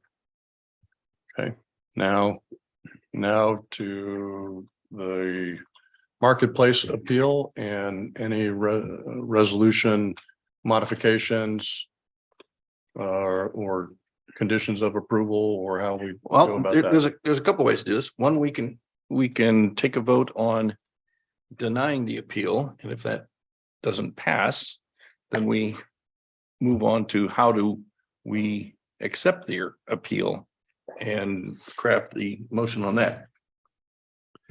Yes, you could do a motion to uphold the appeal on the condition that the alternate parking arrangement be adopted and inserted into the conditions of approval as condition 13. And then after that, we could craft the language to adopt the resolution with the conditions of approval as amended here at the dais. Okay. And I will point out too that your concern about the condition of approval, or excuse me, about the ordinance requiring mixed use, adopting one or both of the alternate parking arrangements would in fact comply with the letter of that, but because that there would then be mixed use between, or excuse me, shared parking between the two uses, the residential and the commercial. Yeah, my objection was as written, I was unable to support that appeal. So with the modification. But with the modification. 12 on 12 additional. additional, then that's the motion, I think. Yeah, That would, I'm not happy with the 12, quite frankly, but Then let's have a conversation. yeah. total of 18. In that case. Well, But then it meets is the 18 including the 6 visitor parking spaces? The 18 includes the 6. So you get 6 plus 12 additional. Okay, well, the 6 is Already there. probably conditioned to only be allowed for visitors and not for residents. Is that true? That the 6 spaces that are within the original proposal, are they visitor only spaces? Are they conditioned as visitor only spaces, or are they not conditioned as identified?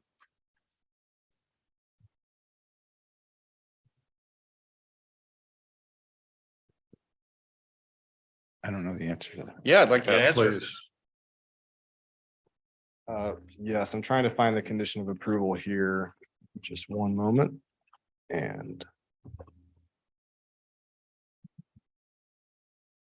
I'm just thinking for the Mirabella, for example. Right, they or got other 96 visitor spaces. other HOAs that put CCNRs on requirements for visitor parking. Normally residents aren't allowed to park in the visitor parking. the currently condition of approval 32 provides that a minimum of 6 parking spaces shall be maintained as available for resident and residential guest parking. For resident And residential guests. That's residential correct. So guests. that parking. makes 18 then. Thank you. And as a result of including the 12 addition, you've now created a parking shared agreement for those additional 6.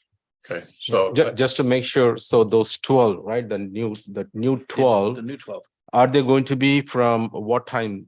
From 9 PM to 5:30, or they're going to The be? 6 over by, just the 6 over by Starbucks are gonna be time restricted. Is that correct? The 6 that are up there by the west end of Drive B, those would not have a time restriction? The 6 newly created spaces up by Drive D would be maintained as available for shared non-residential daytime and overnight residential parking. Okay, the 6 over by Starbucks would be time restricted, but it would constitute a shared parking agreement. That's correct. It would be time restricted from 9 PM until 5:30 AM.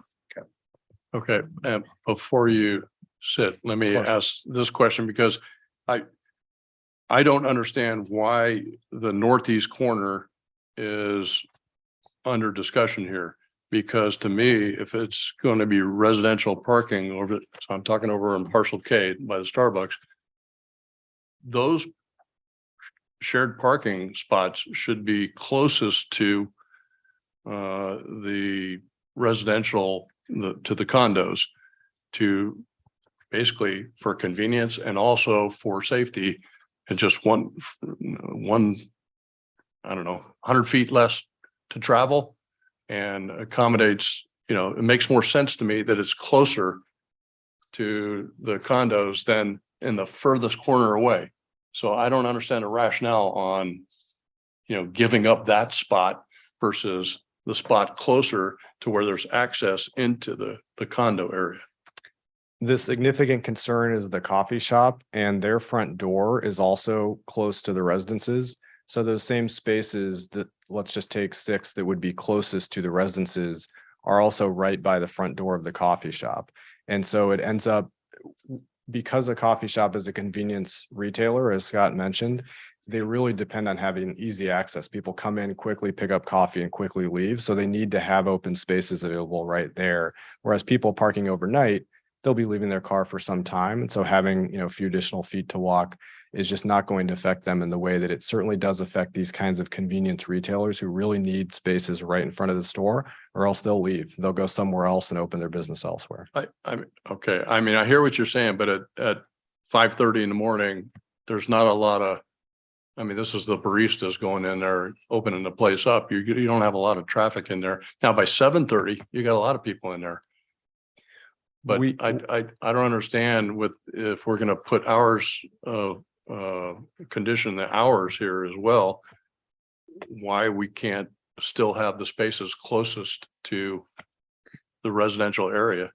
It is a significant issue for businesses like coffee shops to have both the convenience and to have availability at the early morning hours. And so there actually are, I'm not one of these people, but there are a surprising number of people who do get up and get early morning coffee because they just want the caffeine first thing in the morning. And they also don't want a long walk first thing in the morning. So it just ends up being a real problem for those types of retailers not to have that kind of parking there. So that's why we really disfavor having even those 6 additional spaces, and the applicant had to consider this closely, whether it even could be open to these 6 additional spaces in that same area because of the problem it poses to that coffee shop location, but was able to say, well, if this is something the council really feels it has to have, we could give on that, but they just can't be right in front of the front door. And so that was why they were proposed in that northeast corner. Is again, only the northeast corner of that particular small lot. The rest of the marketplace center has parking, further away, much further away. But out of those 37 spaces right in front of Starbucks, it was the only way to really make this work would be to have them not right in front of Starbucks front door. Okay, well, I don't see it as right in front of Starbucks front door because you could easily put 6 along the back side, the northernmost spaces in a line as opposed to, squared off right there in front of the front door. That would be okay. That would be okay? That would be okay. The first 6 on the northern side.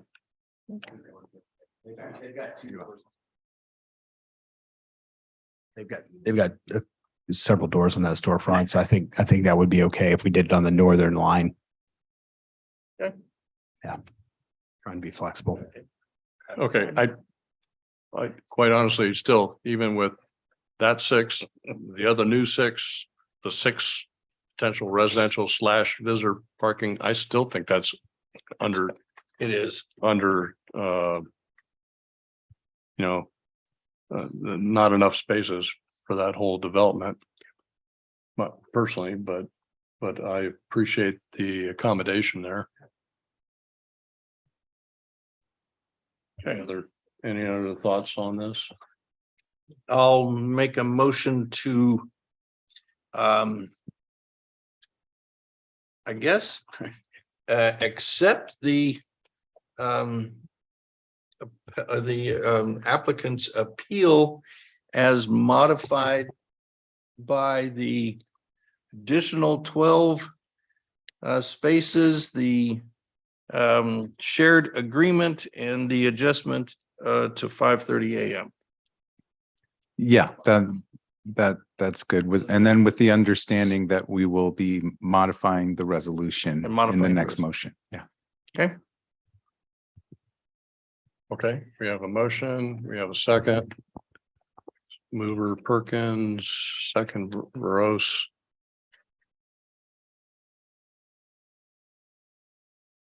Okay, motion carries. If I could, city attorney, kind of reiterate now where we go with the specific language on this. I think I would request a 5-minute recess so that we could figure out some language to insert into the resolution for the next motion. So, okay, planning and legal. All right, so we're going to take a recess. Time is 11:05, but we have to. Five. We have to. 5 minute recess. Well, we have to have a motion to extend our meeting after 11 o'clock. Okay, So what- since we're gonna run past 11 o'clock, let's entertain a motion to extend beyond 11. I move we extend the meeting beyond 11 o'clock. I second it. All in favor, say aye. Aye. All Okay. opposed? Okay, No, we got 5 minutes. 5 minutes.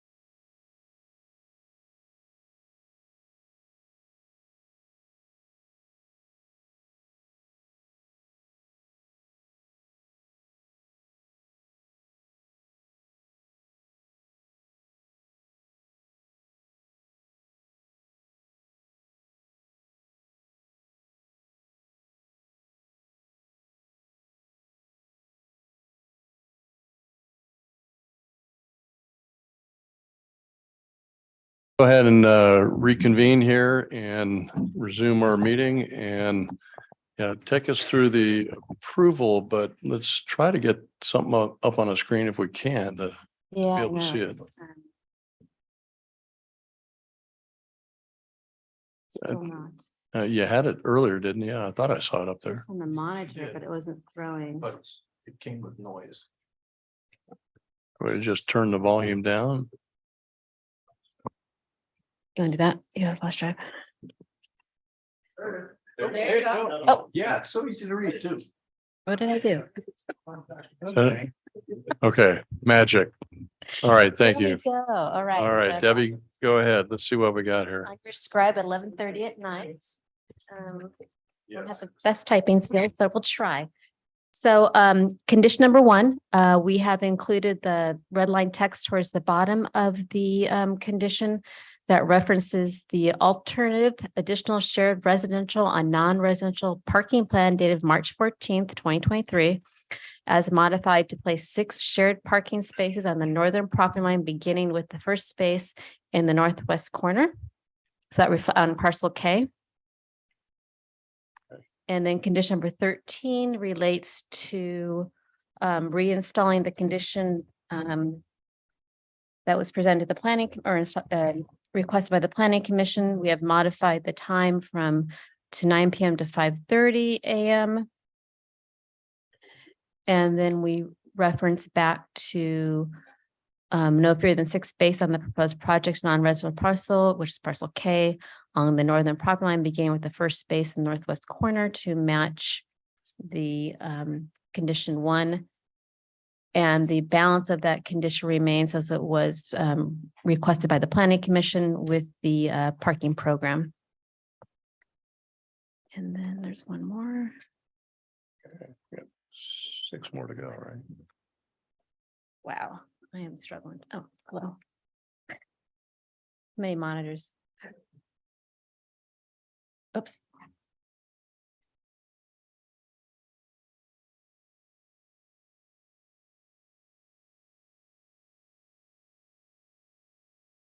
There we go. And nope, wrong one. Hold on, I'm sorry.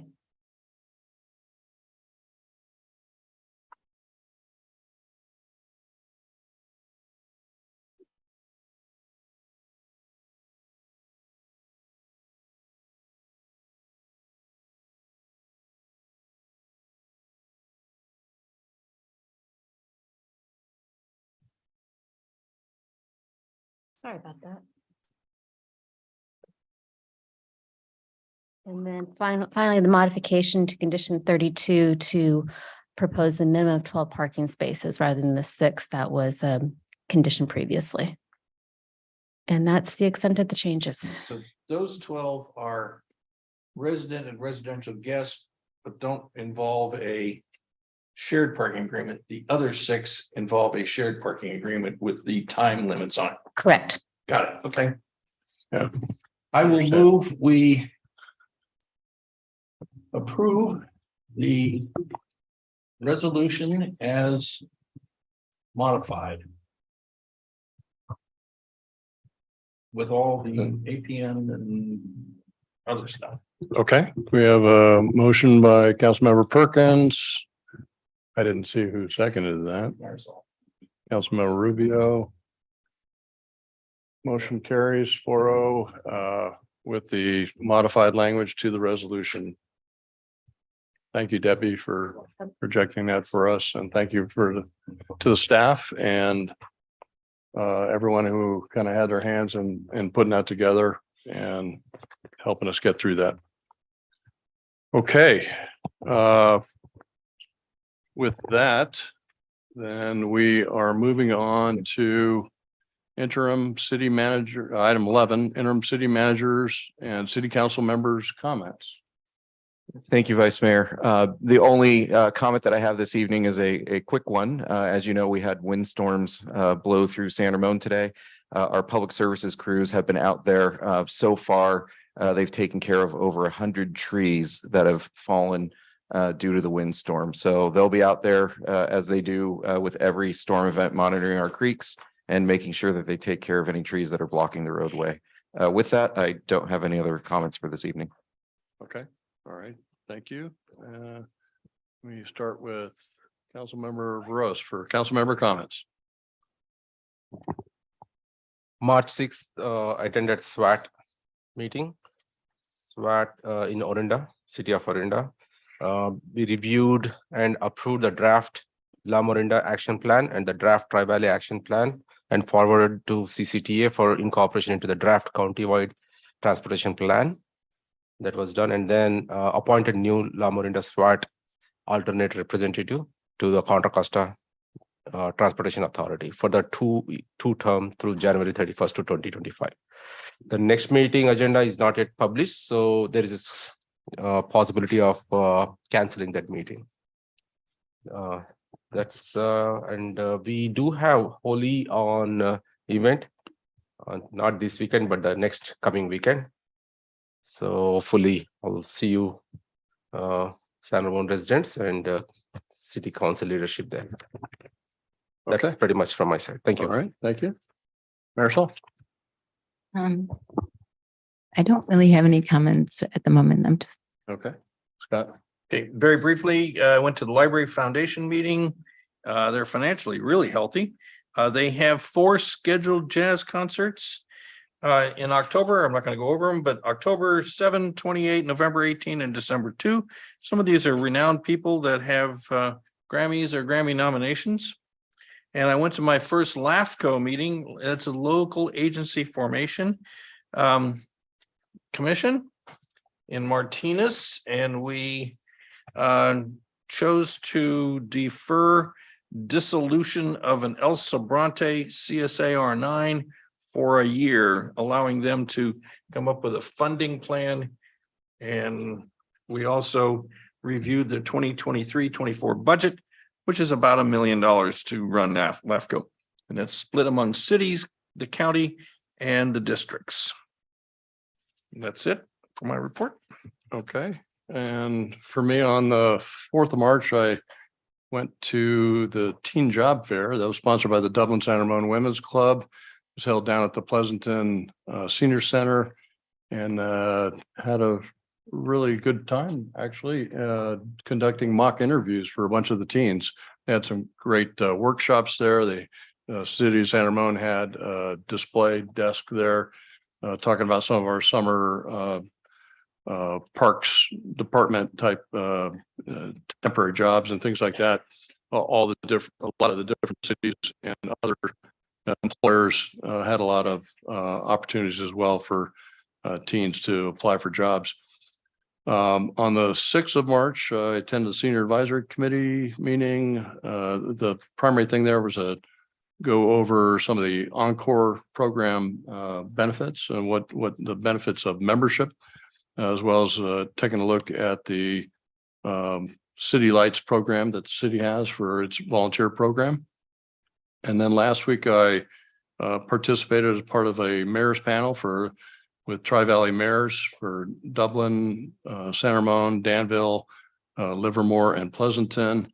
This is down in Livermore, and is for the Tri-Valley Nonprofit Alliance, and just a good panel, kind of questions and answers, talking about nonprofit related issues and how the city connects to that. And then on Saturday, I attended over at the community center an outreach event by the Open Space Advisory Committee.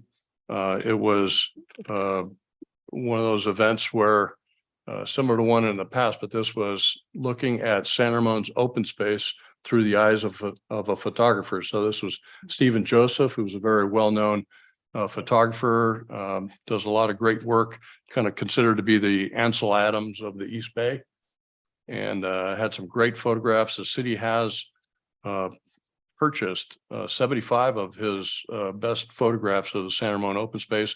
And so those were displayed along with a narrative and some essay from some of his books that he's produced. And then finally, yesterday, I attended the Open Space Advisory Committee meeting. We continued a review of the 2020 annual report that will soon be coming to City Council, as well as looking at some of the 2023 goals. So that's all my report. And we will now open it up for public comment. And I see we have a speaker approaching the stand. How many speakers do we have this We evening? have one speaker card. Okay. From Taiwan, country. Okay. Yes, I'm Taiwan, the country, Go ahead. not Helen or anyone else.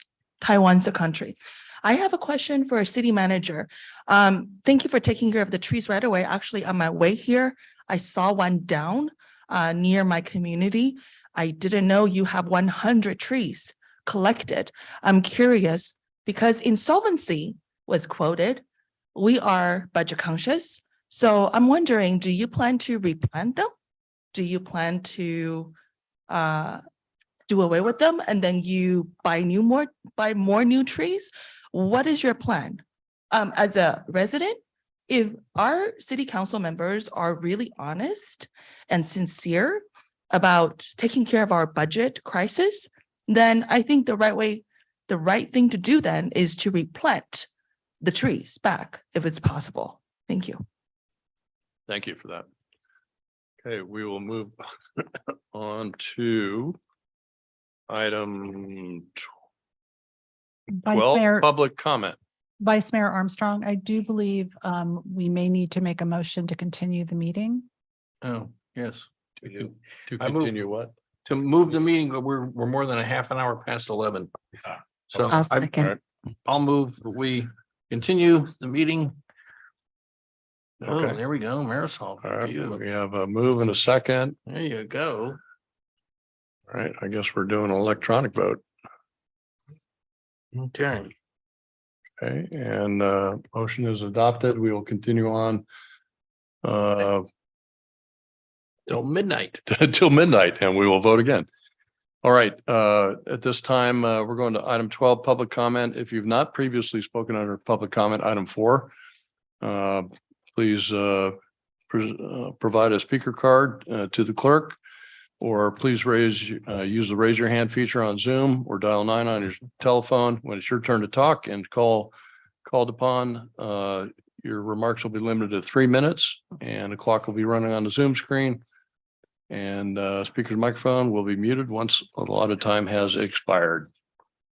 Go ahead. Okay, I'm Taiwan's the country. I would like to address the city council members on your consistent behavior of violating the law, including our own, not just demonstrated tonight by quoting that, oh, our master plan was not consistently, there is no consistent opinion, which is really ridiculous. Those languages are extremely clear. You just need to follow your own language. So I would also like to cite here another violation of yours. This past week, there was a meeting by the Community and Parks. And in there were 3 items on the agenda that were challenged by public speaker. And the commissioners refused to answer the public's clarifying question on the spot. Instead, they asked the staff to talk to the public requester for the clarifying question in private or at a different time. I want to call that a violation of the Brown Act, because the spirit of the Brown Act is so the public can come before you, the government, before you make any decisions, to get clarifying questions and to have utter transparency on the policies you're going to make that will impact our quality of life. So last week, it was a very good example of how you guys violate not only your own law, like the master plan, but also the state law, which is the Brown Act. Going forward, I would like to request the commissioners of Parks and Community to please observe the Brown Act. If they ever want to interview or appoint any members for senior, library, and arts advisory commissioners, they must interview them and appoint them in the presence of the entire board. What they did was they only had 2 out of the entire 7-member board to do the interview and the appointment. Therefore, they were able to go under the radar of the public's awareness, because when you don't have a full board, when you don't have the quorum, you don't need to issue a formal agenda. And thus, the public has no way of knowing what kind of people were appointed. Those are really dirty, secretive government practices, which really should be called out by our attorney and addressed going forward. Thank you. All right, thank you. While we encourage your comments, unfortunately, state law prevents the city council from discussing items that are not on their meeting agenda. We do take them very seriously, however, and if appropriate, staff will follow up on them. There you go. Goodbye. With that, any other comments? There are no more speakers. I will close public comment, and at this time, we are going to, well, we're going to open up closed session. Does anyone from the public wish to speak before the council adjourns to closed session on the item 13.1, which is closed session Good night, staff, for consideration of city manager selection, succession? except Megan. Poor No, Megan. I see no one from the public. So we are going to adjourn to closed session, and we will come back and report out on that closed session when done.